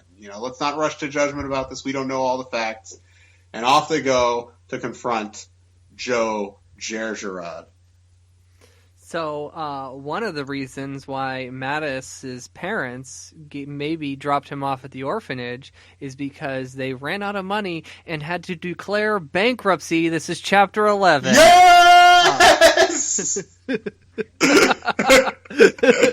Cha-ching, cha-ching, cha-ching.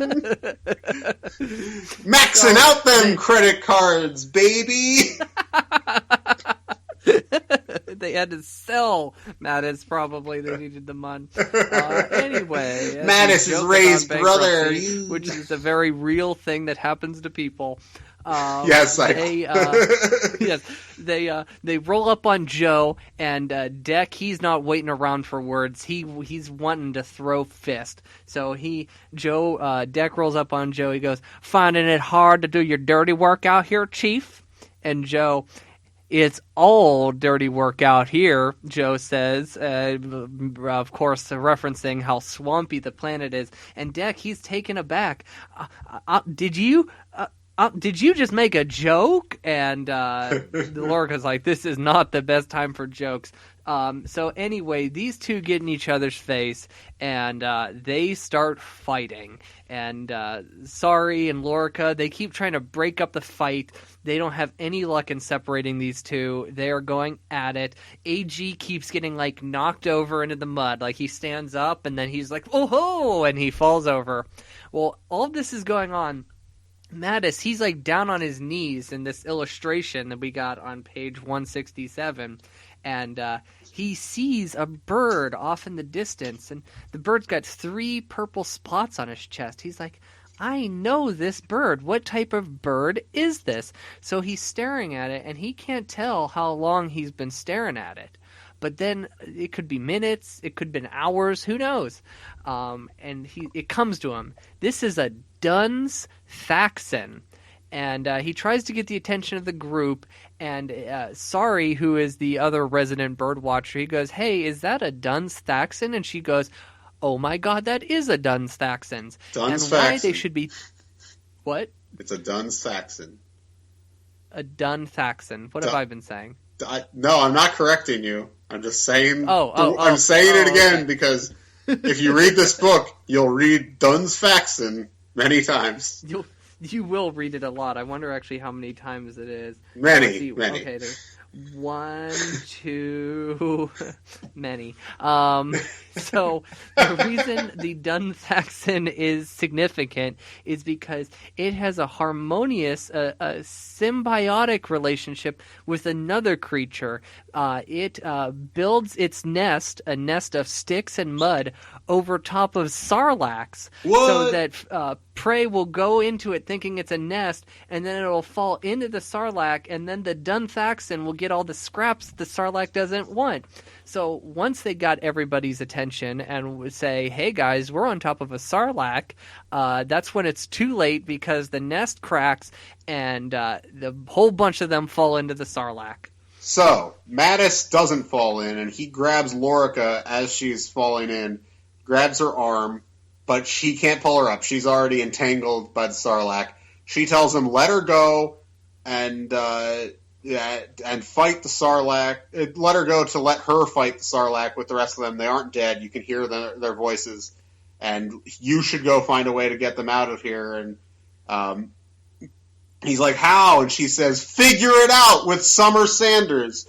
And she gets pulled down by a tentacle. And so Mattis looks around, eventually decides to ride into the pit with a speeder bike, and I guess give everyone a ride out. And everybody's at the bottom of the pit. There's a dead Rancor carcass. And, he's like, he says, want to go for a ride, Mattis, though, then immediately gets grabbed by a tentacle. Joe and Lorica, they take the bike, and leave. And Deck is pissed. He's like, I thought that maybe Joe wasn't a piece of shit, but he immediately takes the bike. Of course, classic Joe. And, so everybody fights on, but wait a minute, Joe and Lorica return with 2 speeder bikes, and they give everybody a ride out of there. Everyone's caked in mud, everybody's laughing, and then Klimo shows back up on his bike, pristine, and he's totally ignorant of their little adventure, and he says, friends, what did I miss? It's very silly. And I also want to point out on page 176, the term dregs is used again, which was just used in our last book that we reviewed. Maybe Acker and Blacker are big Jude fans. Maybe. But she coined that word, right? Right? Yes, it's the first time we saw that word in any of these books. It's part of the first book you've read in your life. So while they were in the sarlacc, Klimo happened to just stumble on a nice, clean, dry spot for them to go set up camp. So once they come down from their adrenaline rush, having survived, they're all just relaxed, hanging out by the campfire, and they start shouting that J Squadron could take down the First Order.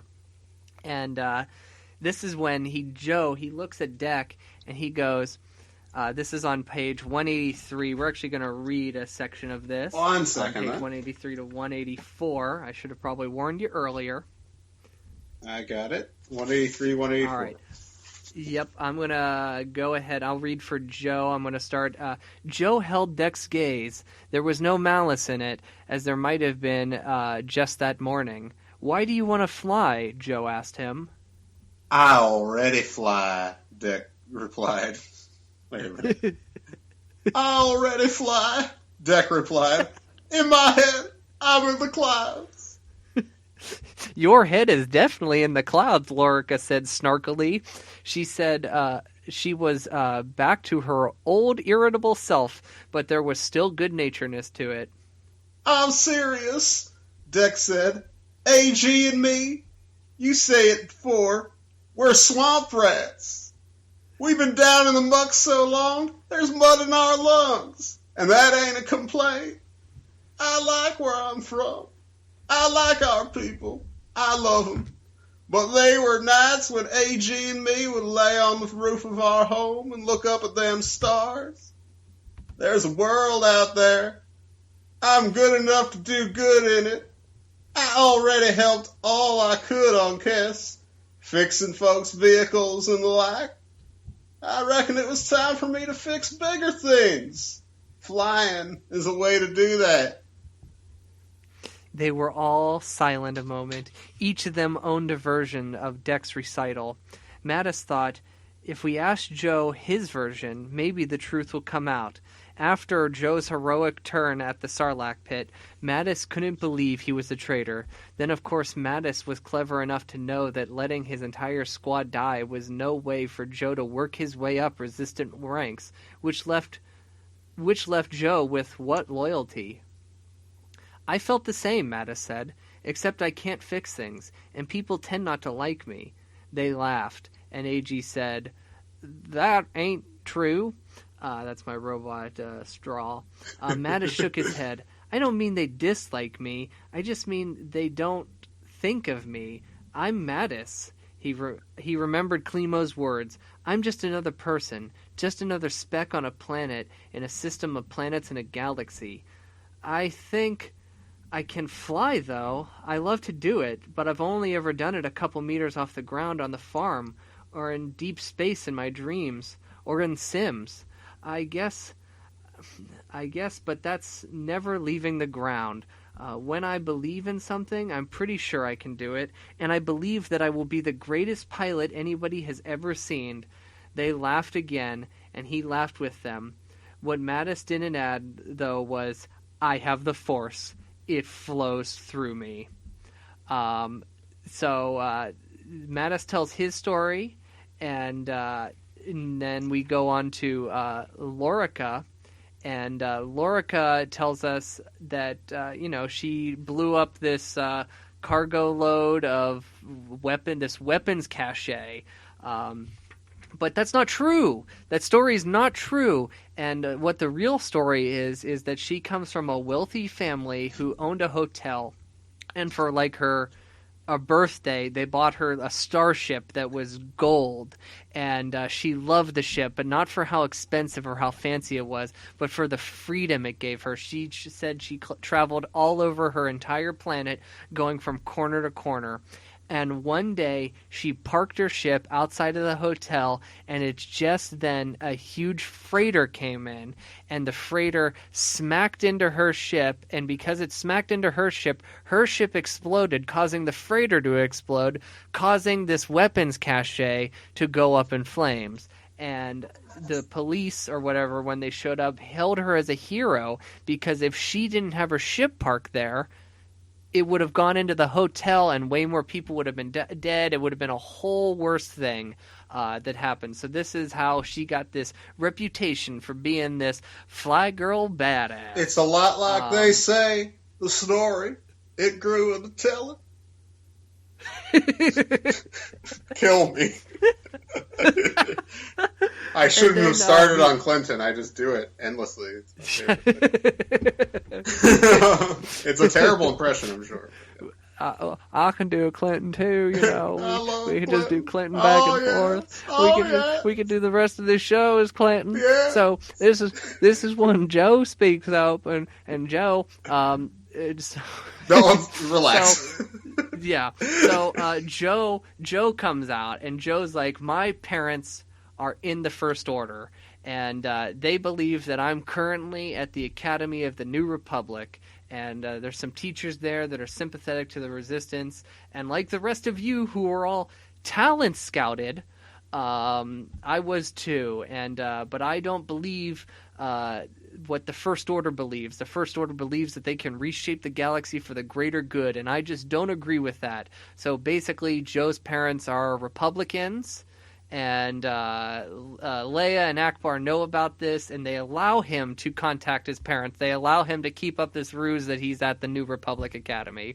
So at this point, everybody feels bad. It's a big old misunderstanding. And the one person who hasn't told their story is Sari, and she finally chirps up and she goes, I want to be a pilot because I like math. And before she can go any further, a crazed Tauntaun comes tromping into their camp, going nuts. So, it's apparently not just one Tauntaun, but a whole stampede of Tauntauns and other creatures. Everybody gets separated. Mattis sees Klimo as just barely missed being trampled. Mattis is with Lorica, who tells him to wait until the stampede passes, but it's going to be too late if we wait.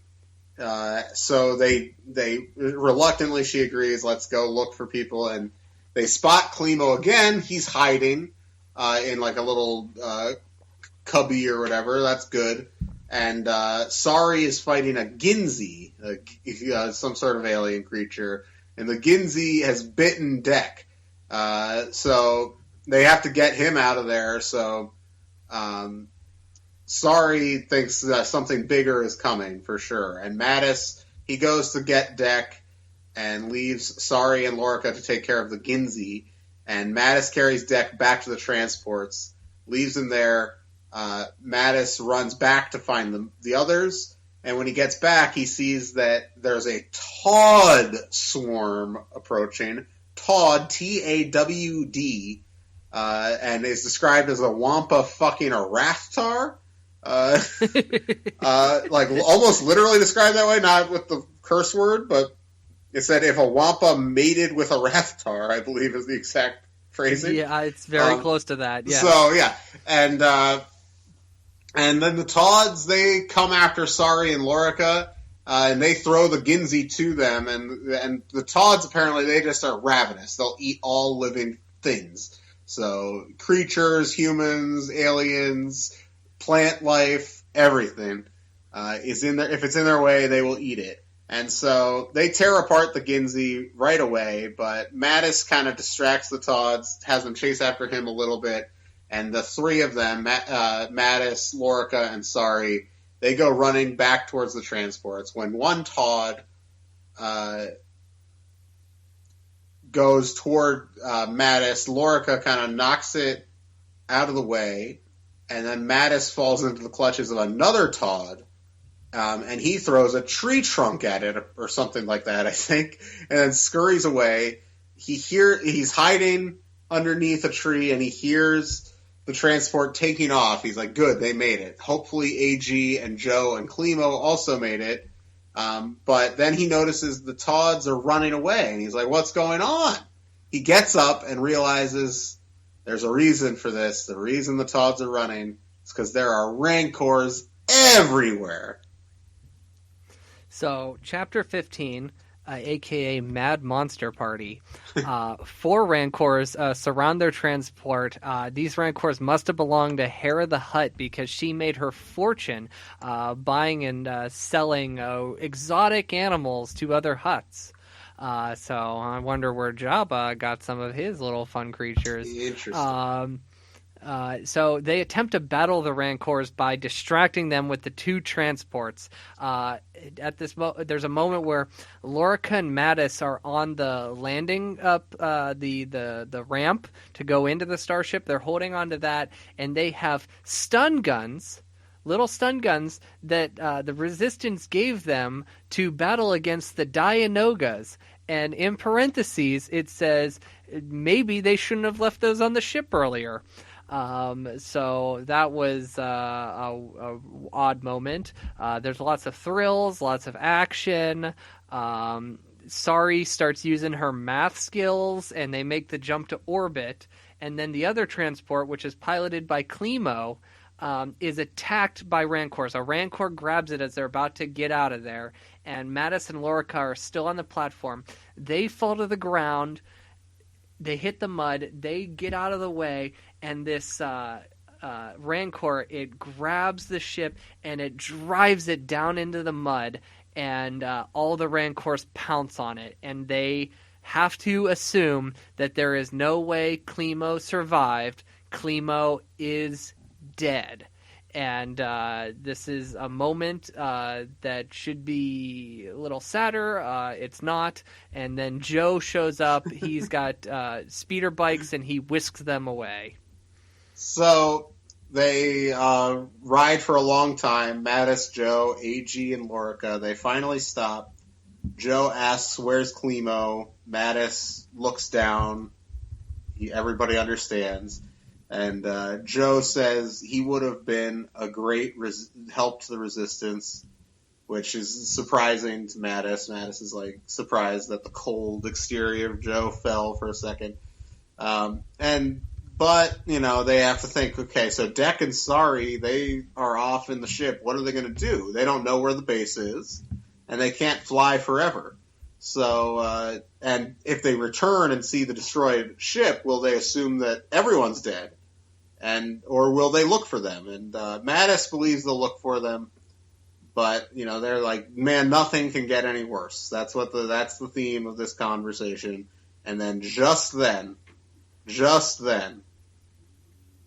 First Order stormtroopers show up, guns or blasters at the ready, and that's where this book ends. Big cliffhanger. What's going to happen? They're trapped on what is the planet called?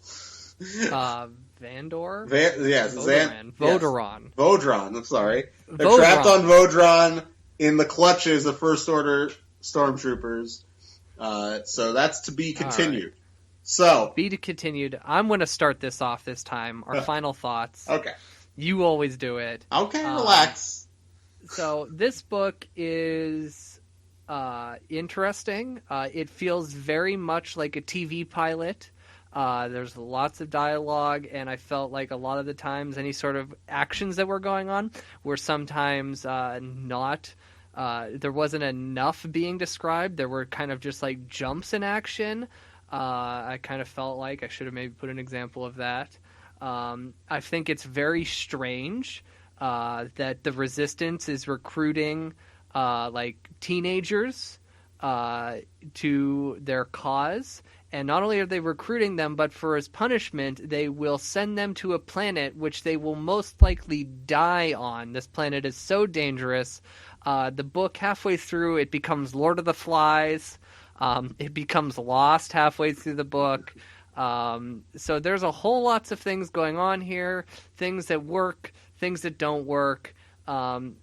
All the characters are established. We've learned a lot about them, and I'm hoping that will kind of carry us into the next one. I hope Deck becomes less racist. Maybe he meets a Gungan and it will drop all this prejudice. I assume Joe's Gungan friend will show up at some point. I would hope so. It's his best friend in the whole galaxy. We don't know about Joe or anything. So this book is kind of very middle of the road for me, and I think you kind of have that same feeling. It's a similar feeling. I think there are a lot of interesting ideas in the book. I kind of agree that the basic premise, while I'm interested, is strange that the kids are so young. It makes sense, I guess, that they would have cadets. But I think it's a little surprising they're looking on backwater worlds and stuff and not just taking, like, the kind of top-tier cadets in the actual New Republic. Right. Or they something have like talent that. scouts. Yeah, like, they do. In the galaxy recruiting children. Yeah, that made sense for the Rebel Alliance, which is a totally covert underground organization, but the Resistance is financed by the government. Right. While it's like maybe not like super supported, it is financed. So I'm curious. I don't know. I don't have huge problems with the basic premise. I actually think the characters, I don't like a couple of them. I think Joe is also an asshole, and even though I'm not a big fan of the whole droid like movement in Star Wars, in this world where that is a thing, he's also a huge dick who's like going to destroy this person's consciousness basically for no reason. And if I had to pick my favorite character, I think I had to pick it's either Sari or AG or Lorica, because Joe and Deck are dicks, and Mattis is he's too focused on being a hero. He's very generic. I don't love his motivation for being a hero. The fact that he also has the Force, the fact that doesn't play into this story at all, is a weird thing to introduce at this point. I assume it'll play into one of the next books. I think the character dynamics are interesting. I kind of agree. I think there's a chance that the next book it'll be a lot better, because I think this book, even though I have some weird issues with them being sent to a deserted planet by the Resistance, is strange. the second half of this book I thought was a lot more just fun and breezy and entertaining. Mm-hmm. Once we got all of the story, all the characters, all the background out of the way. And the issue with it is, you're right, it's very much like a TV pilot. These characters are introduced in such a schematic kind of blah way that they're just like, here's the character, here's all their motivations. Here, they always say, like, there's a common thing in film criticism where people talk about show, don't tell. That is also true in literary criticism. There's such a way to write. Like, you don't want to write in such a blunt fashion that's just describing it as though it's like a Wikipedia article. And sometimes that, and I don't mean the quality of the writing is better than Wikipedia, but you know what I mean? Like, it's just so straightforward. It's just telling you essentially the motivations of the characters in plain text. And that's just not compelling as prose. I don't ask for a lot from my Star Wars books on a prose style level, but this book, it reads a lot like how when a lot of screenwriters write novels, it's often an issue.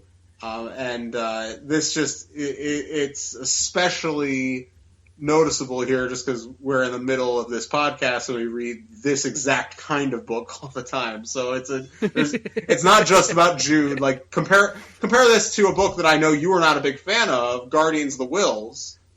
Right. That book is far better written. It's like a much better, like, just as prose, it's a lot more accomplished and clear, but also clever in spots. Like, whether you cared about the characters or not, like the actual story, whatever you think of that, the storytelling was a lot stronger.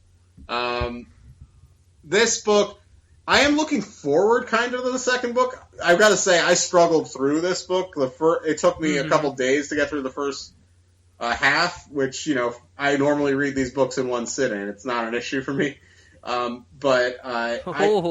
Big reader on campus. Oh, yeah, I'm so sorry I could read 130 pages in one sitting. 130 large print pages that Junior Soprano could read. Anyway, so Uncle June. Anyway, I just think, but I don't know. I don't. I don't want to be too hard on it either. Like, I thought there was some interesting filling in the blanks about the political context of the sequel trilogy that I appreciate. I know that's not really like that's not like really a literary compliment, but it's nice to get the gaps filled in a little bit. But yeah, I don't know. As far as do you have a rating? Do you want to give your rating?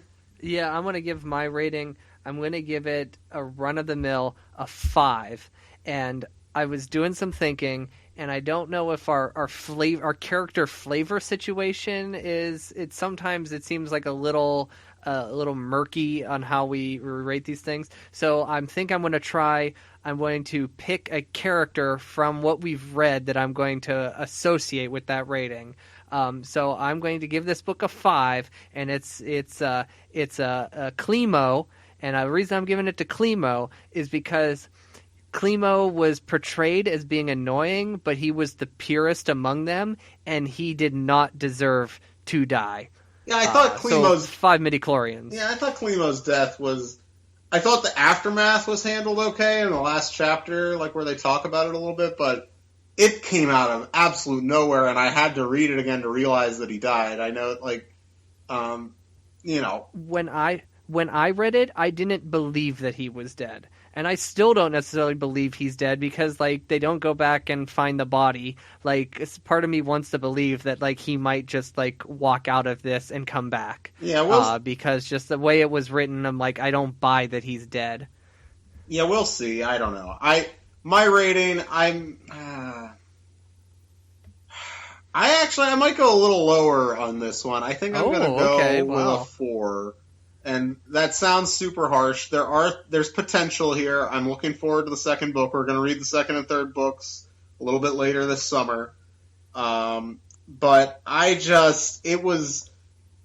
think it's very disjointed as a piece of writing. is actually my biggest issue. Like, I like the characters fine. I think the setup is interesting, but I thought we joked about how the chapters were all like 30 pages, and then they were like 2 or 3 pages, and those, like, that's the pace of the book was strange.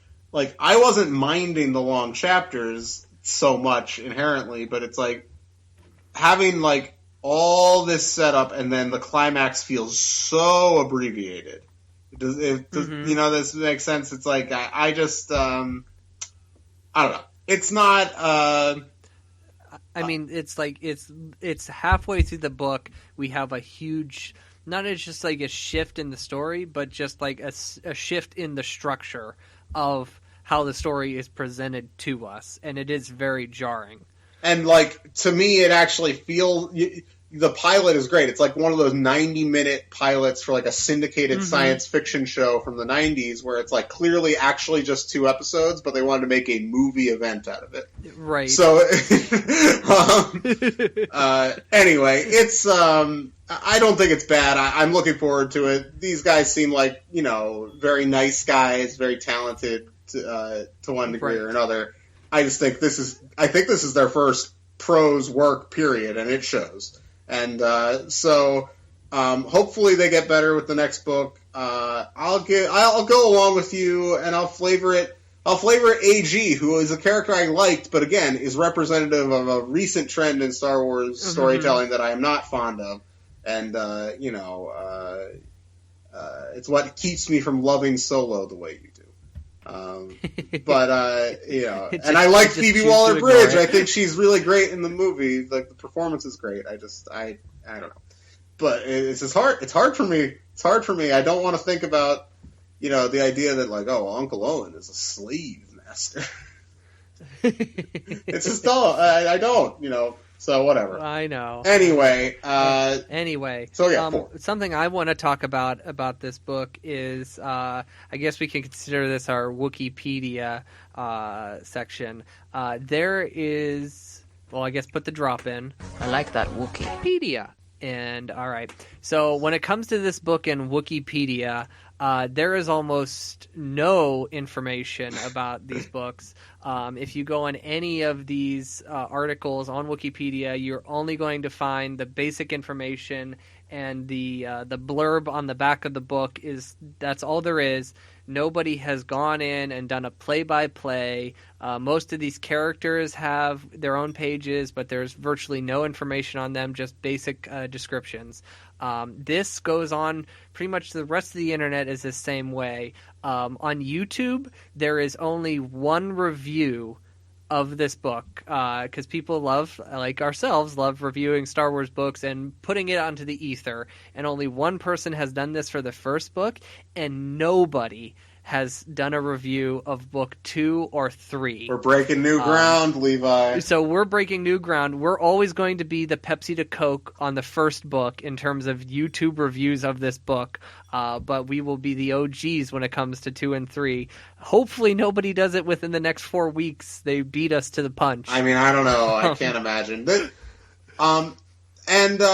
I assume these books were supposed to continue, but it's been a year since the last one, right? Yeah, it seems to me, because they put out 2 in 2017, and then they put out the 1 in July of last year, and then the audiobook came out. The audiobook is the 3 books as one.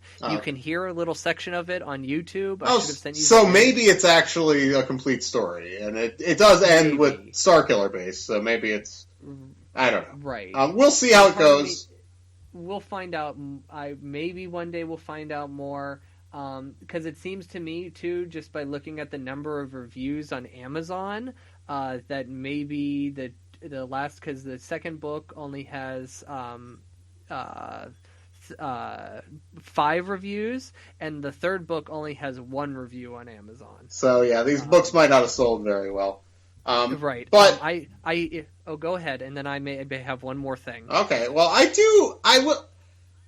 I would encourage people to check these out, if only because I think if you are interested in the kind of universe prior to Force Awakens, it does fill in some blanks.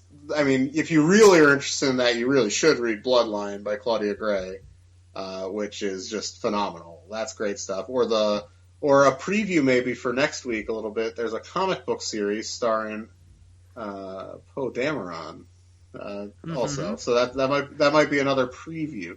I just gave it away. I'm reading that right now. I'll talk about it next week when I finish it. Anyway, so, and I want more stuff like this to exist. It gives us more work on the podcast, but like, I like these kinds of series, and there's really only been this, and there's one other new canon series. Adventures in Wild Space. Yeah, that's basically it. There's other standalone books that we will talk about, but Adventures in Wild Space is the only other one. That went 6 books, so that was maybe a little more successful. But, and we'll talk about that maybe in 2021 or something. I don't know. Yeah. When we get to it. But so anyway, Join the Resistance. 4 from me, 5 from you. Although I think we're both like cautiously optimistic about the second book. Right, because all these characters are established. Let's fingers crossed it's good. I'm already complaining because that book is longer than this book. Start reading now, man. Yeah. So the last thing I want to do is read you some bits of a 1-star review. Because we don't think this is a 1-ranked anything book. It's not that bad. No, it's fine. But somebody thought it was. This is J Martz, and he opens this review with, "I've never done acid, but this must be what an acid trip feels like." I'm going to stop you right there, Jay. It's not. I've never done acid either, but if reading this book is like doing acid, then I'd be really bummed by acid because it just seems like it'd be way more exciting than this. Yeah, like, book. I don't know, man. Like, when I listen to Tomorrow Never Knows, which is as close as I'm ever gonna get, I'm not like, man, this is Snap Wexley right here.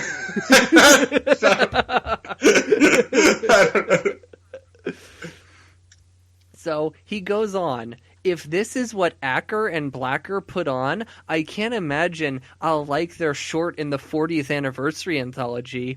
I'm feeling like this is on par with the Jedi Prince series. Utter crap. It's nowhere near bad. It's nowhere near. Okay, it's again, the Jedi Prince series has an Admiral Akbar problem, but it's not. But like this, because he goes into that too about Akbar on here. But it's nowhere near that book. He only thinks that probably because of the illustrations.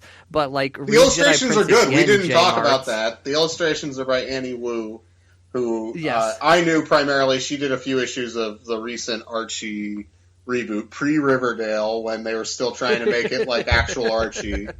But she did a few issues of that. She's a good artist. The illustrations are nice. They're cool. Yeah, they're fine. Yeah. They're a good addition to the book. So there are enough new species, Saurians, Scups, and Quagians, and planets like Lunbero, Dirktiel, Quest, and Ganthrel, in parentheses, a core world, Rigormata, and Vodoran, and Kurgans. There's so many planets that my head spins each time they're brought up. There are also countless new animals that I don't get. This is an issue I have with adult novels too. I can't imagine it being better for a children's one. We don't need all this new place species vomit in every book. Oh boy! So he's a classic like BBL bring back legends loser. It sounds like. Yeah, clearly. Sorry, I know that's some of our audience. I'm really sorry. You're not all losers. If you like legends, that's fine. We do too. Most of the books we cover here are legends. I just, like relax a little bit. Like it's okay for them to introduce new planets and new species. Like it's okay. Yeah, I mean every movie does it. Yeah. Like don't complain about it in a book. He goes on the things that we covered here. But he does say here at the very end, because this goes on for very long, it's kind of pointless. He says here at the end, though, random things that irritated me. Pusk as a curse word again? Well, agreed with the him hell? Again? Yeah. It's something else? Apparently, I don't know what, but Okay. we have to look for that. The mention of a turtle. Do you remember there being a turtle mentioned? Because I do, but I can't tell you where it is. We gotta wrap this up. This episode is so long. Okay, and he said two more things, and I don't know. So he just put book, and then in parentheses, can books stop existing except as relics? Huh? And then he... That is baffling. I don't understand that. And then he just put his final thing, his final part of this review, scones. Scone? Scones. Like What? the dessert? Yeah, like the dessert. Yeah. What? I have no clue. I have absolutely no clue. What's this guy's name again? He is J Martz. J Martz. Yep. Okay. And well, he titled this worst NEU book I've read. all right. Well, I don't know. I don't agree, J Martz. It's yeah. So whatever. We were both a little underwhelmed by this. We don't hate it. Hopefully the next one, Escape from Vodran, is better. That's coming in about a month or 3 weeks or something. And so next week, back to Jedi Apprentice, number 12, The Evil Experiment. We're finally gonna, what happened to Qui-Gon? We're excited. That's coming next week. In the meantime, email us at padawanlibrary@gmail.com. We want to do a mailbag. And they don't have to be questions. Just email us like how you Anything. felt about the book. If you think the cover of The Deadly Hunter is great, email us. Yeah, hashtag Team Tim, hashtag Team Levi. Let's go. Deadly Hunter cover is trash, and It's great. It looks like a Crash Bandicoot pinball spin-off game or something. That does not exist. But okay. I'm not saying it exists. Anyway, so follow us on Twitter, Instagram, Facebook, at Padawan Library. You know all the stuff. Rate, review us, Apple Podcasts, 5 stars only. Please leave some reviews. We have a nice review. Thank you. Who left the review? I hope you left Hope. us a very Thank nice you for the review, review, so Hope. You're one of our very loyal listeners. Thank you. You give us hope for our podcast. Oh, no. All right, let's wrap this Well, up. until the books are due back. The library's closed. Let's go. Padawan Library is hosted and produced by Tim May and Levi Peretic. It is edited by Tim May. Our theme song is by the Astral Project. Our artwork is by Freddie Funbuns. Padawan Library is copyright 2019 by Tim May and Levi Peretic. All rights reserved.